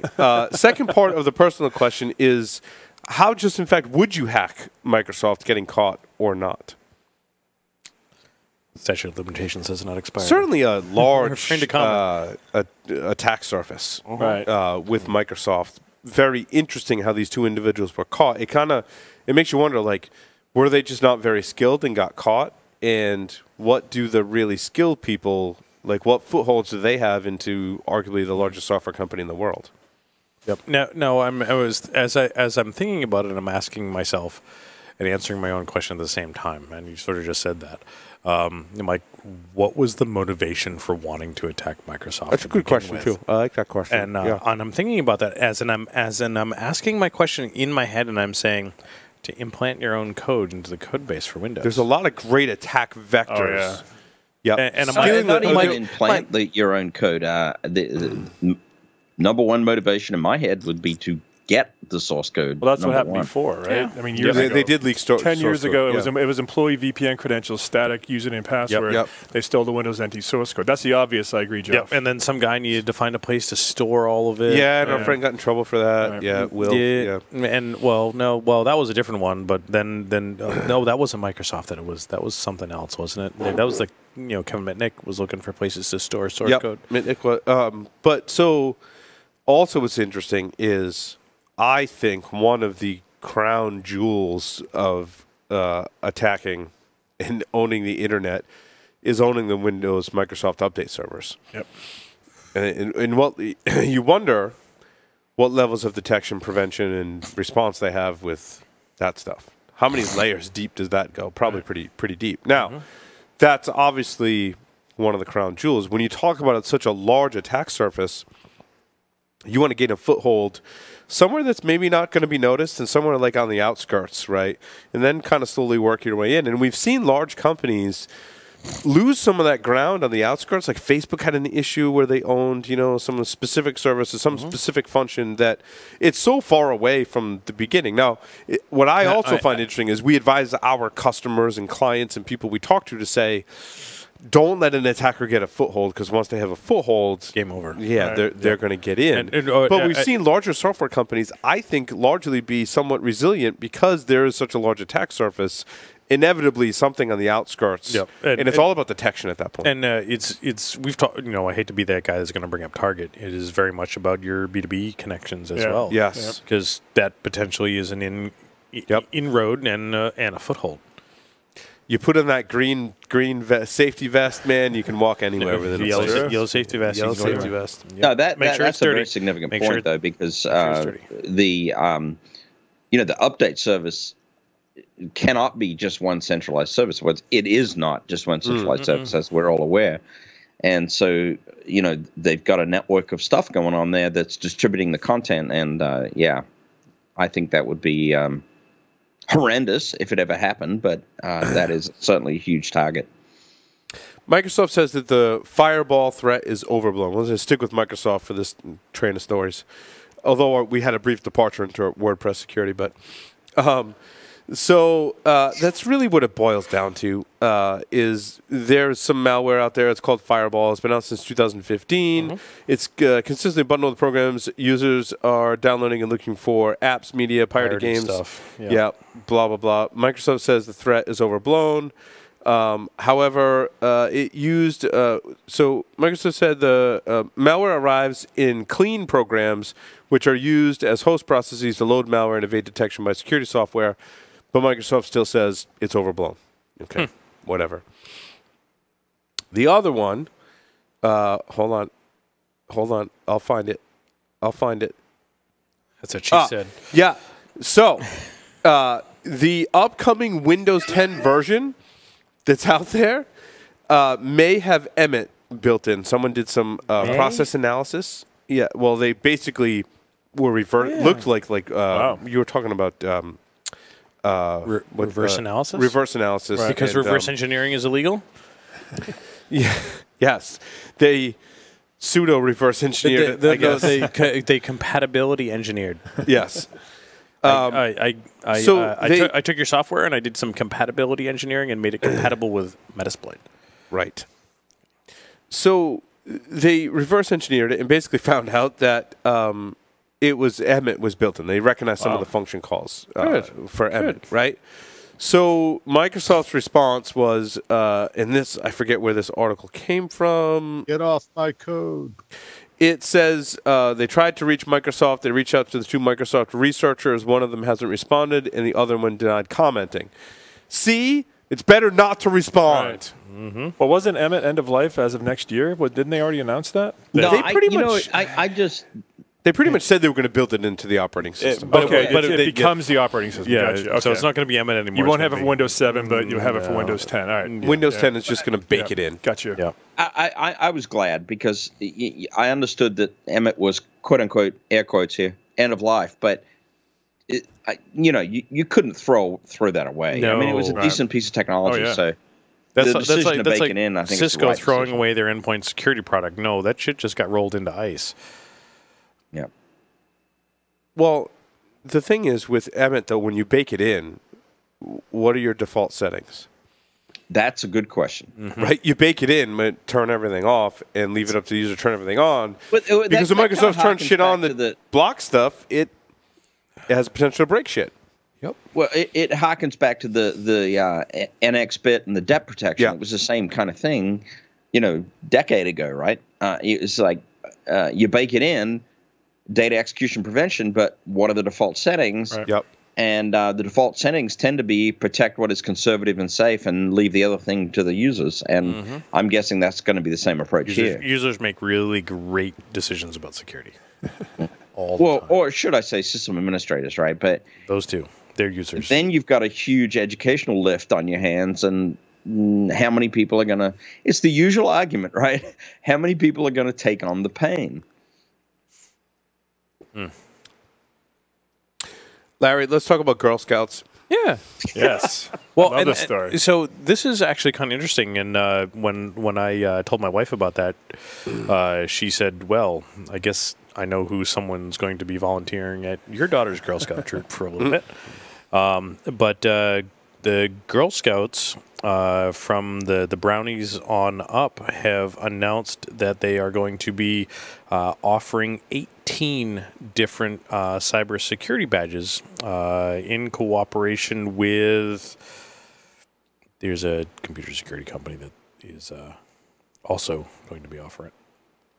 Palo Alto. Palo Alto. Yep. So Palo Alto and the Girl Scouts have they've put together 18 strategic partnership. Yeah, 18 awesome. different cybersecurity badges for awesome. for the Girl Scouts.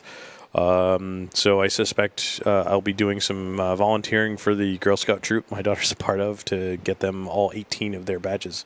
That's great. So they'll be there. That is friggin' awesome, right there. So they're starting in 2018 for these badges, and it's really great. I think that whatever you think about Girl Scouts and the scouting organization, whatever, I think they really help start at a really young age, starting to teach them some really great life skills. Yeah. Whether it be camping or identifying bugs and knowing how to do first aid and being nice to people. The stuff that school doesn't teach you, oddly enough. Yeah, which is weird. We all had to go to school. and moving into the 21st century, the 21st century, having these girls have some of this knowledge about how to be safe online is incredibly valuable. Yeah, one would think that the Boy Scouts are probably considering or implementing, probably doing the same thing. I think it's one of the things that I'm really passionate about lately. I've been having some conversations with Doug White about this. I don't want to share anything on air because it's not official yet, but I am actively looking for ways to be able to bring technology and security knowledge to the younger folks in the community. Sure. Yep. My kind of like initial just like happened to be in the situation kind of things. I'm like really excited about their reaction to exposure to technology. And then on the flip side, I'm like, the consistent message I hear from students of all grade levels, right? Elementary school, junior high, high school, even some college. And they're like, they don't teach us that stuff in school. Right. Yep. And we were at like a school event, and we're in a facility that had a chalkboard. I was watching my younger ones draw on the chalkboard. One of the older kids was a son of the people who were running the event, and he started drawing math problems on the chalkboard with my younger kids and trying to quiz them. So I drew on the chalkboard, and I drew a computer programming little challenge. And he kind of like looked at it, looked at me, he's like, "What is that?" I'm like, "Computer programming language." I'm like, let me explain it to him. I'm like, "What do you think the value is now?" And he was like starting to get. Sure. They pick up on it instantly at that age. Yes. And then he was so polite. He was like, "Thank you so much." He was like, "That was really cool." I'm like, "Dude, why don't they teach this stuff to kids?" Perfect age. Count me in. Yeah. Oh, you're already on the list, believe me. I haven't even asked you. I'm already volunteering you, so don't worry about it. Yeah. I'll fill you in after the show. The thing that came up on my Facebook remembrances the other day was 2 years ago at the end of first grade. Last week of school, we're sitting down at breakfast, and everybody else is still asleep, and the oldest and I are up getting ready for school, and she was disappointed that she was going to be done with school for the summer, and she wasn't going to get to do math. Right. Like, what kid says, "I'm sad, I'm not going to get to do math"? I'm like, "Well, let's do some math." Sure. And we can do math all summer if you'd like, and how about I teach you some math? She's like, "Great, Daddy, let's do some math." I'm like, "Great. All right, so let's, base 10, right? We have 10 fingers, 10 toes. We count by tens. I'm like, what about base 2? What if you only had one? Like, you have a 0 and a 1. She's like, "That's weird, Daddy." Yeah. I'm like, well, that's computer math. Right. And I said, it's computer math. Because they teach nothing. It's all base 10 in school. Yeah. So we did that, and so we sat there at breakfast eating donuts, and next thing I'm like, shit, you got to get to the bus. Yeah. And she was doing binary, and she was doing binary math by the time we left breakfast. That's the time to learn. Next morning, we sit down, and she says, "Daddy, can we do more binary?" And I said, "No." She's like, "Oh." I'm like, hexadecimal. Yep, exactly. That's right. Yep, absolutely. And like she got it, she grokked it, like over breakfast, like 45-minute time. No, you just think that by the numbers. way, your kid is not the only kid that's ever said that. My kid, my daughter, also 2 summers in a row now has said, "I'm so sad I can't do math in the summer." I'm like, "Yes, you can." And we started doing it, right? Yep, so exactly. And awesome. like we went to Disney last year, and she's like, "Oh, Daddy, we just started doing multiplication." I'm like, "Yeah, great." We're sitting in the car on the way to Disney, waiting to park. I'm like, "What's 12 times 12?" "Well, we haven't gotten to the 12 tables yet." I'm like, "Well, great. What's 1 times 12? You got to the 1 tables, right?" Right. Yeah. All right. What's 2 times 12? 24. Hey, all right. There we go. So you're just doing the 12 tables now. Right. Yep. She's amazing. Kids are amazing. Yeah, I think it's important. And again, more to come on that, hopefully. So let's talk about the Honda plant that was shut down by WannaCry. WannaCry. Oh, bad. Eternal Blue. I mean, we knew that healthcare was going to be affected by it, just by what we know about healthcare today and the state of the information systems, and a lot of that is, in fact, inside knowledge, and not something that they hide, something they, I think, really want help with, and maybe, something with a lot of us in the security community have trying to help with. Maybe complain about. Yeah. But a car plant, this is a for-profit organization. If you're a plant a facility whose goal it is to manufacture cars, you would think in the advancement of technology and business today there would be some kind of risk. Right. And why wasn't that factored in? I'm at a loss as to why. Yeah. Well, me thinking about this is that, you know, even I see this personally, and it's, you know, it's outside of the realm of the environment of enterprise and stuff. But I still have some ham radio software that I run that, to me, the best software that I can use to perform some digital mode for radio to transfer information via radio runs on Windows XP. Right. And there is just going to be some stuff in some business process that they've stuck to that the last time this thing was developed and the way it will last certified to run on Windows XP. And that's frightening. Yep. And they're stuck to it. And they haven't found something that they can migrate to that will do what they need to, or have the value for them to migrate to, or to build their own custom app to migrate away from this. It's too expensive. Right. It's interesting because there are large government organizations or sectors of the government that pay Microsoft to get the patches for XP. Yes. Right. But what I always wonder, what issues does that cause with whatever software they're running on? Right. Yep. And now the question becomes of, like, how valid is the fact that some of these really bad issues that they've come out, that have happened, like WannaCry, Microsoft patched it and gave it to everybody for free. Right. Yeah. And actually, a lot of it is move on their part. Go ahead, Jeff. Go ahead, Jeff. Well, it was a good move on their part. I mean, that was a PR move, if nothing else. And good point. They produced the patches for anybody that's willing to pay for them for XP. I had retail customers that were paying special extended support to get patches for XP. It was for 2,000.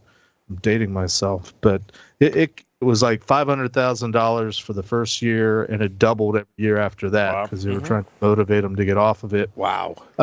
But, you know, for large organizations that have thousands of endpoints all over the country, you know, it takes a while to replace that. And Jeff, even that, like the migration may cost them $750,000, the migration may cost them $2 million on year 2.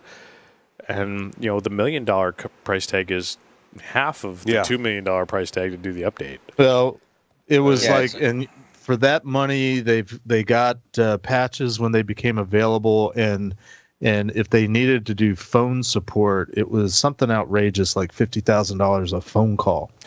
God damn. Wow. That's an expense. One of the things I realized with Eternal Blue, and I think I fell for this, I think one of the reasons the car plant, like all the pen testers have been waiting for the universal service side since MS 08067. Mm-hmm. We had the MS 10061, I think, the printer, the Stuxnet vulnerability in the printer, but that was the last one. That was now with printers. So it was like, 9 years between server side exploits that were universal. Yeah. And a lot of us kind of fell into that, okay, it's all client side, And I fell for this too. Like, we have all these cases we ship around the world for our courses, and I don't worry about patching them too much because they run VMs for classes. Yeah. But who cares about a Chrome flaw or an Adobe flaw from running VMs? All of a sudden, I've got these Pelican cases moving around the world.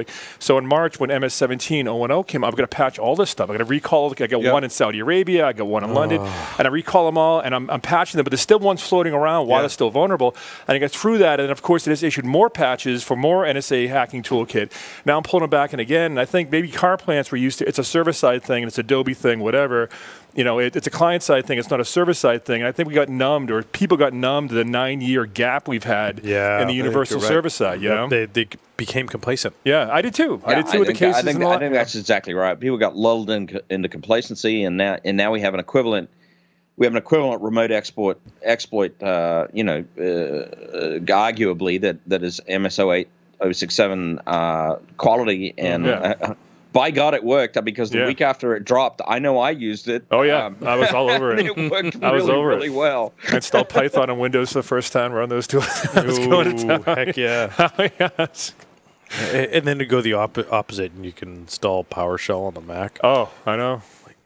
Why would you do such a thing? Because it's awesome. Right. Define awesome, really. Cats and dogs living together, mass hysteria, man. That's like putting Bash on Windows. Wait. Oh, wait. Yeah, I know. Right. Next time I mean, I get that, but why would you put PowerShell on the Mac? Because you can. Because you can. No, I can't. Yes, you can. You already have Bash. Right Why do now, you need Larry. PowerShell? Right now. I'm going to do it right now. No, you can't. You can't make me do it. You can't make me do it. Can't you just run it in a contain? Never mind. So there is no recourse for the 200 million compromise due to the RNC hack. Affected people may not have a clear way to get recourse because most laws about data security and data breaches don't contemplate the kinds of harms we'll see from what happened here, according to the quote. The sensitive information is kind of interesting. It's not your social security number, from what I can tell. It's your name, your birth date, your address, maybe your phone number. It's some of that type of metadata about you. Yep. It's not your SSN, your credit card number, or anything of that nature. Still. Oh, yeah.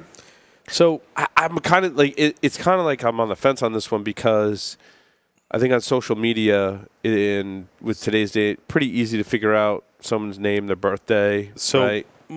I've got way too many questions about this, and I will admit I didn't dig into this nearly enough as I should. Paul, which story was this of yours? I just Number 9. Number 9. I want to look at your. Okay, so I've got a link in there in the show notes. You had a different link, yeah. Yeah, from UpGuard, and they're quote inside the largest U.S. voter data leak. And the things that I got from going through this article was that this was the data leak that happened from the Amazon S3 storage that was unprotected that people downloaded. And my understanding was that this was data that the RNC used to determine basically how Paul Asadoorian voted, and attempted to do targeted marketing against Paul Asadoorian to attempt to influence his vote. And this brings up so many questions to me about the voting process here in the United States, in that how did they know Paul Asadoorian voted for X? And more importantly, how did they know that Paul Asadoorian voted for X? And now they attempt to target. Now, it may have been a combination of multiple data sources. But the fact that I thought my vote in the United States was anonymous, that I can vote for whoever I want, and no one can ever tie my vote to who I am, is important to me as a citizen. But now that's a good point. Along these same lines, my understanding was that the RNC was using this data to be able to target and market someone that wasn't necessarily their voter because they knew that I didn't vote for their candidate. What I find interesting is two things, privacy-wise, that I've noticed lately that I need to research more, and maybe the listeners or hosts on the show can shed some light on. The first thing, which isn't as interesting as the second thing, the first thing is there have been 2 different websites that I've authenticated to with my username and password that are services that I use or are forced to use. I'm forced to log into them to do something. And they've taken this extra validation step to ask me questions. Right. And they've asked me, from this list, choose a previous address. Right. Okay, next question. From this list, choose a car that you've owned. And there may be one other one in there. And I'm like, where are you getting this information? And not only that, the more pertinent question here is, how are you protecting that information? Right. You either have or have access to that information. Sure. Where is it and how is it being protected? And who the hell are you sharing it with? Right. That's one. The second one's kind of funny. the air conditioning in. So we have insider knowledge, 2 units here that we rent. Because we have 2. This is F. The studios in the offices in the servers G. are in G, right? That's why we call it G unit studios, because we're literally in G unit. So G unit had its HVAC, which was probably as old as I am, fail, and the result was our air conditioning didn't work. The company that services the air conditioners for the facility, I'm sure of their nationality. They speak Spanish primarily. They do also speak English. I have to say, they're very, very nice. They're very good at what they do. They're very knowledgeable. As well. That means they're Mexican, Paul. No, it does not. I did not want to. They speak Spanish. Now, they speak English to me. And like I said, very good at what they do, and I had to interact with them and make suggestions and ask questions of each other. Right?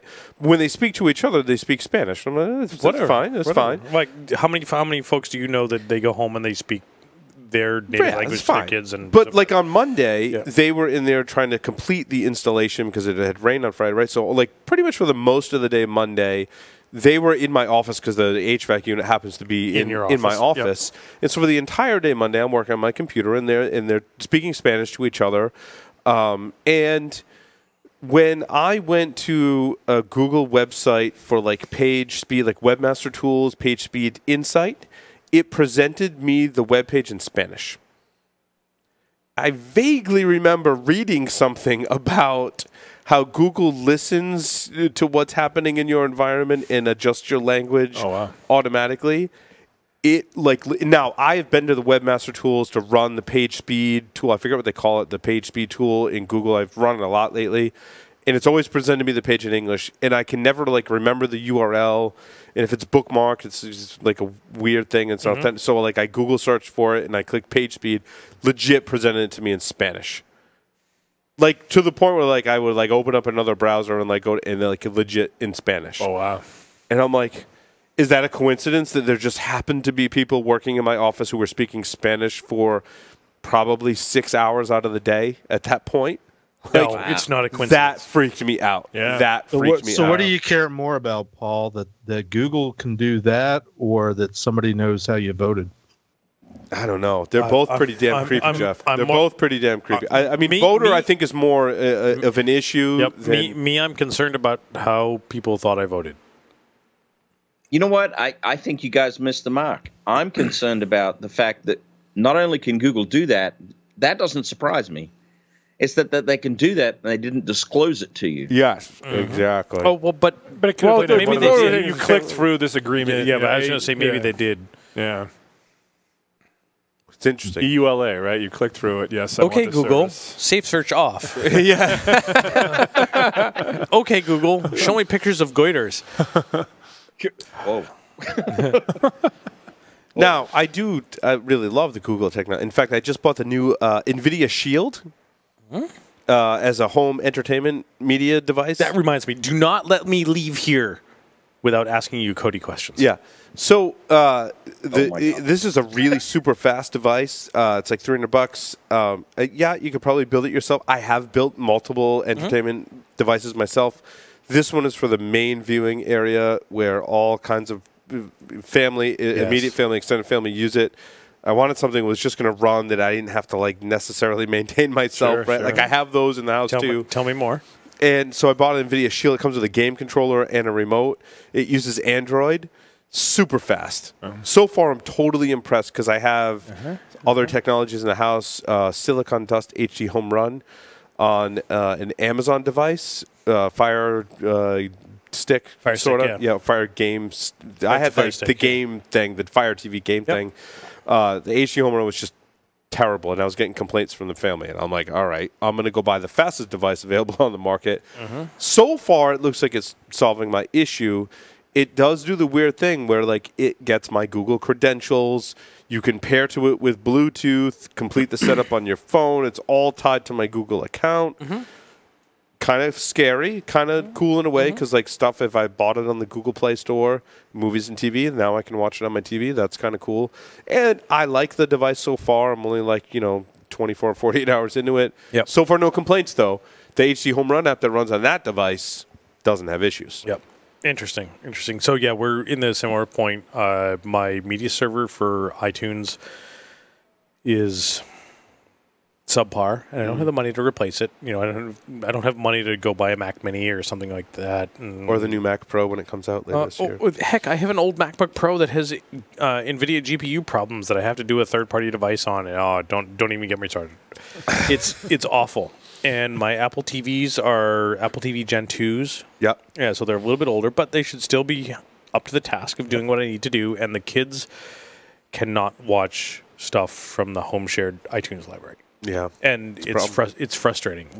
So I stood up Kodi on a Raspberry Pi, Pi B+, so an older version, and I got it working, and it seems to be working okay. And I had some issues because all the stuff in the iTunes library is on a disk, and it's in the library, and it's on disk as M4Vs, and you can go and add that as a thing, and it wouldn't add the movies, so I had 9 of them out of 400. I'm like, WTF?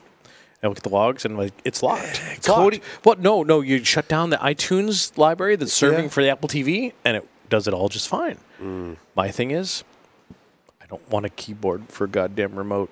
Yeah, I've been trying to find you for 3 days to find out. Ask, what do you use for a remote for Kodi? I use on the Odroid C2, which is one of Job's favorite devices. That's running the latest version of Libre Elec, and I use a keyboard for a remote. Okay, so I've got Libre Elec's latest version on a Pi with a keyboard. The Pi is kind of not that this is like home entertainment. This is home entertainment Security Weekly. Raspberry Pi is kind of just okay. Odroid C2 is a little better. Something a little beefier is even better for running. Now I've got an old Pi, and it seems to work just fine. And it's a little on the slow side, but whatever. It was a test to see if it would actually work. Yeah, Odroid C2 is with the older version of Libre Elec was kind of wonky. The newer version's way better. The newer version of Libre Elec with the latest version of Kodi 17.3 is way better on the Odroid. I've had, knock on wood, zero issues. If you got some time after the show, let's talk a little bit, because I can definitely. I need to fix the fucking problem. The NVIDIA Shield though is kick ass. And in any case, before we leave, I want to talk about EFF Dancing Baby Fair Use. Oh my gosh, this is fair use in the reverse, man. So the copyright owner in question is Universal Music Group, right? They issued a takedown notice several years ago to Stephanie Lenz after she posted a video of her then 3-year-old son Holden dancing to the Prince song "Let's Go Crazy." Yep. Then known as the Dancing Baby. Universal is the copyright owner of Let's Go Crazy. Lenz contested the video's removal, right? Because Universal said you have to take it down. Then they said, oh, no, it's fine. You can put it back up. However, the EFF sued for damages and said, well, you made them take it down, then you had to put it back up. Yeah, it was a fraudulent claim. Yeah. That's basically been thrown out of court. So. Wait, which has been the fraudulent claim has been so thrown? Universal, from what I read in the article, Universal is not held liable. There's no responsibility of the alleged copyright owner, and this is some of the issues I have with the laws here in the U.S. that have to do with copyright, patent, and trademark. It's an issue, but it goes both ways, and I get it. It's the U.S. Anyone can sue anyone for anything. So in other words, even if legitimately I don't have the right to copyright, patent, or trademark, I can still file suit. Right. And hold that up. Yep. And that's essentially what happened here. Universal filed suit. They had to take the content down, but then they can put it back up. Yep. But there was damages in the course of basically throwing out. I said, no, you can't. It's a very interesting issue. Right. It happens in copyright, patent, and trademark all the time. Yeah. So then the person that posted the content, the Dancing Baby video, countersued saying, hey, you told me to take this down, and we were told that we didn't have to take it down, so now you filed a claim fraudulently, and now we're suing you for making me do this thing that was based on fraud. So where the fraud? So it actually went all the way up to the Supreme Court, and it said no, there's no suit here on the fraud part. They ignored the fair use, ignores EFF Dancing Baby fair use case, right? So I'm still confused. Post video of Dancing Baby with music. Music company says, take this shit down. Yep. They take it down. Universal says, court tells Universal, says, no, they don't have to take it down. So then the owner of Dancing Baby says, hey, Universal, you told me to take this down, and I'm sorry. It was deemed as, no, I don't have to take this down. You filed a fraudulent DMCA claim. So what part did the Supreme Court throw out? The fact that the person that put the Dancing Baby up tried to countersue, or the initial? The copyright owner is not liable for damages. Based on, yes. Okay. So basically, they threw out the content owners saying, "Hey, fraudulent DCMCA claim." Sorry. The lawsuit. So the article says the lawsuit originated as an attempt by EFF to hold a copyright owner accountable for what the organization reviewed as a wanton disregard for user fair use rights. So EFF was saying they were using it in fair use. Copyright owner says no. The person using it for fair use wants to go for damage. That's why I said it's in reverse. And I wanted to make sure that I understood what the ruling said about the back and forth. I put it in because it's kind of like along the lines of my trademark talk, like hacking the trademark system. It's a lot of things. It's like hacking the system in those cases where we talk about intellectual property and things of that nature. I would also argue DMCA also applies to a lot of reverse engineering type of stuff. Absolutely. Sure. In that, quote, reverse engineering is illegal. Right. But you start talking about some of the garage door opener manufacturers that have the third-party stuff that works with all the garage door manufacturers that have their own code that are proprietary methods that were reverse engineered. And the court said that no, that they just did some compatibility engineering to improve trade and that type of stuff. So it's not it's not reverse engineering; it's compatibility engineering. We're running late on time. If I had to pick a story we want to end on, I want to make sure. Really quick, 2 handy yet hidden Chromebook security features. For me, there's only one: a fresh Linux install. On the issue of Chrome versus Firefox, I think they make a really good case. It's my story number 1. Wow. I did notice that Firefox did a better job for debugging websites when I was doing that. Yep. However, Firefox did crash on me where Chrome very rarely does that. Although, go read the article. There's some really good arguments there. My two cents on that salvo is I use Chrome for day-to-day. I used to use Firefox. I moved to Chrome because Firefox was hogging everything. Yep. Well, now I understand Chrome was hogging everything. And I will use Chrome day-to-day, but I will use Firefox for pen test work. Yep. Well, I'm with Larry on that one.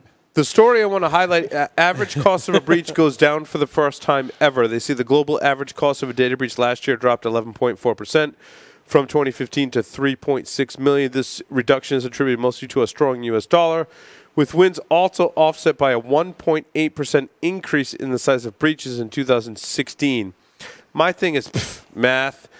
I think we're measuring the wrong things, or more accurately, we're not measuring all of the things that we should be measuring. Mm-hmm. When we measure breaches, I think we should measure the impact of a breach with a different formula. Hard costs, reputational damage, customers lost as a result, maybe some other factors. I don't know. Thoughts from the panel on that? And I think some of those are very hard to measure. Oh, yeah, for sure. Yeah, I guess my first response is, how do you know they're not measuring it according to that? Or what was the basis for the ranking? What was the basis for cost, Jeff? That was it's an excellent question. When they say a cost for a breach, what does that really mean? Yeah. I guess that's really the underlying question that I have is, how are they measuring cost? And how there has to be a formula. What's the formula for, hey, we never got these customers we could have got before. Right. Yes. Like, like tarot cards or something. Yeah. Like, what's the deal? There's like potential customers. Who sponsored the report or the statistics? Report, Is it an insurance company? Yeah. Speaking of sponsoring the reports, Paul, I know you and I both have different stories about Cisco. Yep. IBM IBM Security was a cybersecurity strategist who presented. Yep. And one of my stories was Cisco yesterday claimed that they had used machine learning to solve the ability to detect malware using encrypted traffic without man in the middle. So inspecting encrypted traffic without man in the middle, they could detect malware. My comment was, show me. Yeah, there's a lot of companies that can do that, actually. Not the way they were claiming. Well, maybe not the way they were claiming, but there's certainly a lot of companies that can do that. Like the fact that traffic's encrypted still means we get metadata about that traffic. Sure. Did they discover NetFlow? Is that what they discovered? That was They did. I think they used I don't made know a if lot they of money a discovered long time ago. I don't know if they discovered it, but they certainly defined much of the standards for NetFlow. I'm a freaking genius, I guess. Yeah. No, my thing is, excuse me. If you're impersonating a legitimate service and using a legitimate service that is encrypted, how do you determine the content over encrypted data that to be able to tell whether it's illegitimate or not? Like, let's say you use GitHub as C2, and GitHub is encrypted end-to-end with TLS. Great, you do GitHub TLS, and you have users that do GitHub TLS. And, well, all right, I get that maybe new users are all of a sudden using GitHub TLS. I get that. But their claim is that they can observe the TLS traffic and tell whether all of those new users are doing something bad versus something good. Joff is jumping out of his seat, right? 'Cause he developed, and Eric is too, Joff developed the algorithms that open source Rita and offensive countermeasures used. Sure. It's basically, Beaconing, yep. So one example is there's 4 ways which you can look at outgoing network traffic, right? There's connection interval, connection time, data size, and the number of packets. Now, I want to clarify. Their claim is not about that. Their claim is about inspecting the encrypted traffic. They're on crack. Yeah. So when we look at Eric is very familiar with this algorithm. Joff basically wrote it for offensive countermeasures, right? Of those 4 buckets that I talked about, and if you analyze whether it's encrypted or not, the connections between a host on your internal network and a host on your external network, if you look at the connection time, the connection interval, the number of packets, and the data size of those packets, basically what you end up with is like these groupings of dots that represent connections between 2 hosts. They won't match 100%, but they'll match enough that, like, if you plot it out, we'll show groupings, and if you correlate those, even just those 4 data points, there's a lot of other stuff I'm leaving out. Just those 4 data points, you can say, hey, that host on your internal network was communicating in a backdoor channel to a host on the internet. It's compromised. Like 95% of the time on average, we're finding that that's a compromised system. Agreed. And that's one way to do it. Now, there's lots of vendors that are looking at different aspects of that. So my understanding of the way Cisco is doing this is that, hey, Larry's machine's got some traffic to GitHub. Yeah, all right. Well, Larry's account, it's Hacks the Matrix at GitHub. Cool, great, no problem. And it's doing HTTPS, and then all of a sudden we see some more traffic or HTTPS to GitHub from Larry. Great. Looks like he just pushed a code update and HTTPS traffic to GitHub. More code update, HTTPS traffic to GitHub. Hey, wait, that's C command and control. Like, how do they know? How do they know the difference between? So another way to do it is, and their comment is it's not about packet length, content, availability. It's that they're looking at the contents of the encrypted traffic, and that they can tell the difference in the encrypted traffic. Right, so they're on crack. But anyway, if you can also that's what I thought. That's why I put the story in. Like, what you can do though is what Justin was talking about is the Elasticsearch or an elk stack, right? Yeah, that's better. Not doing what I talked about previously, but looking at Larry talking to GitHub. There's a whole crap load of traffic.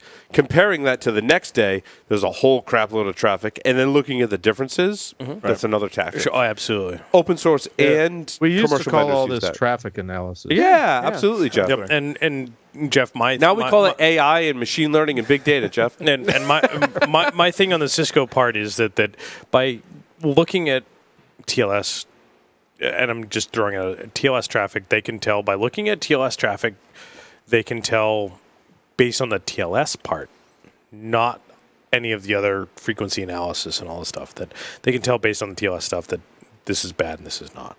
Hey, I have a stupid question real quick. No stupid questions. For end-to-end encryption TLS like we're talking about, I mean, there has to be some portion of the packet that's not encrypted, right? Sure. Correct. So, there's probably a lot of juicy information there. Yep.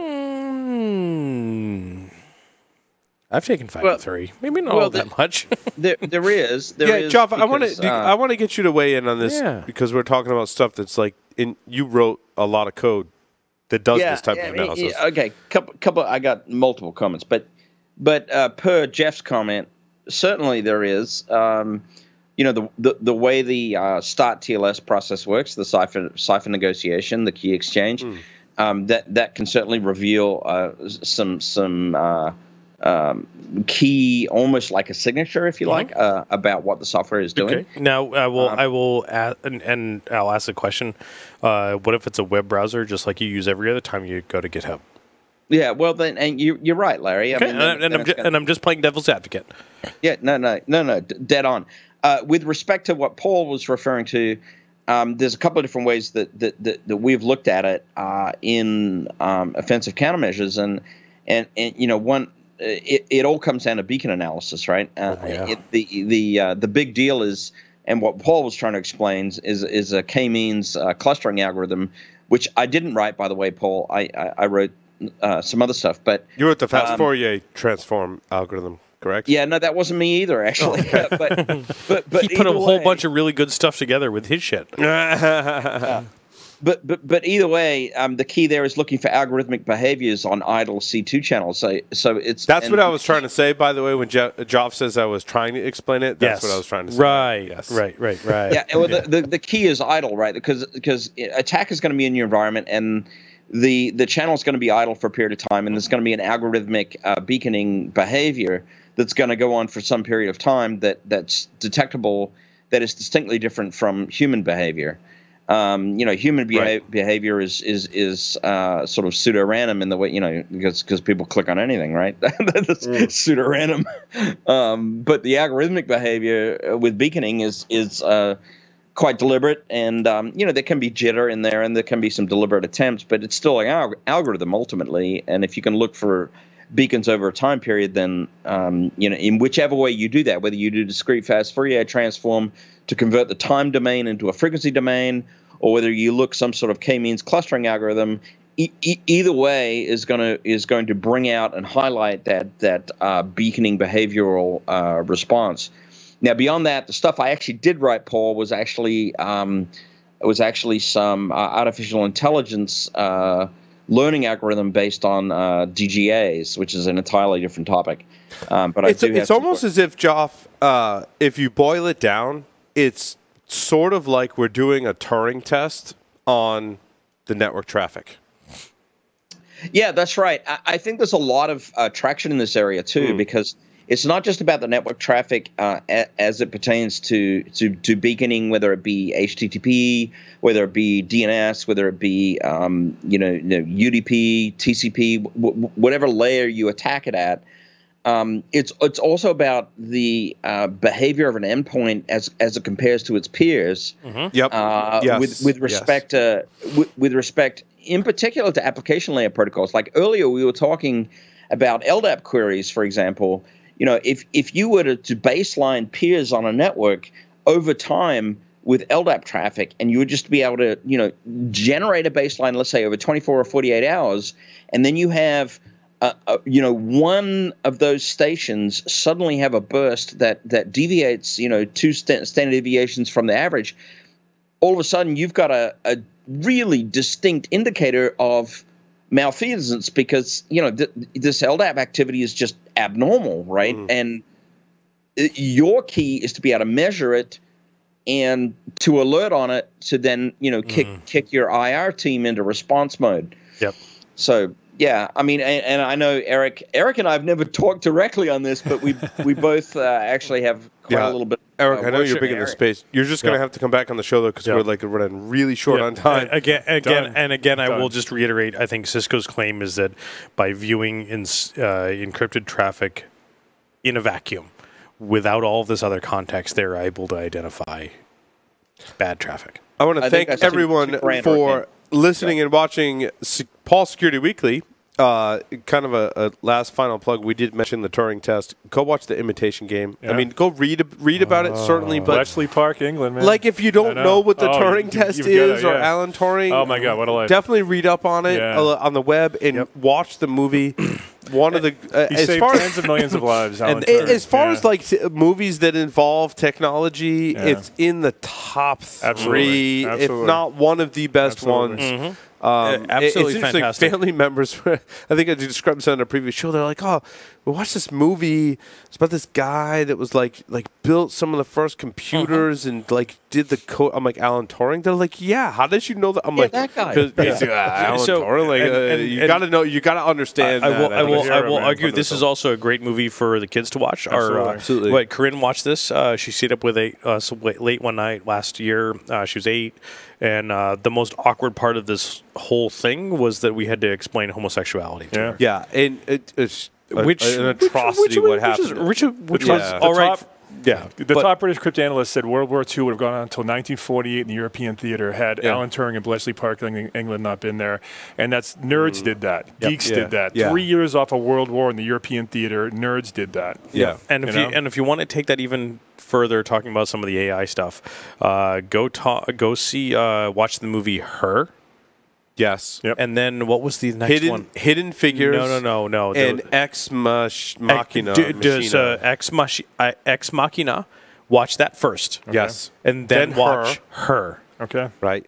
In Hidden Figures, also awesome nerd movie to watch. That was all the Facebook comments I've ever seen on Hidden Figures. People are like, "Wow, like that was really good." I haven't watched Hidden Figures. but very good movie. But you have to do it in that specific order: Ex Machina, and then Her. And Imitation Game and Hidden Figures. That's your homework for this episode of Paul Security Weekly. Make sure you watch all of those movies. Thank you for listening and watching to this show. We'll see everyone next time. Larry, take us out. I'm sorry.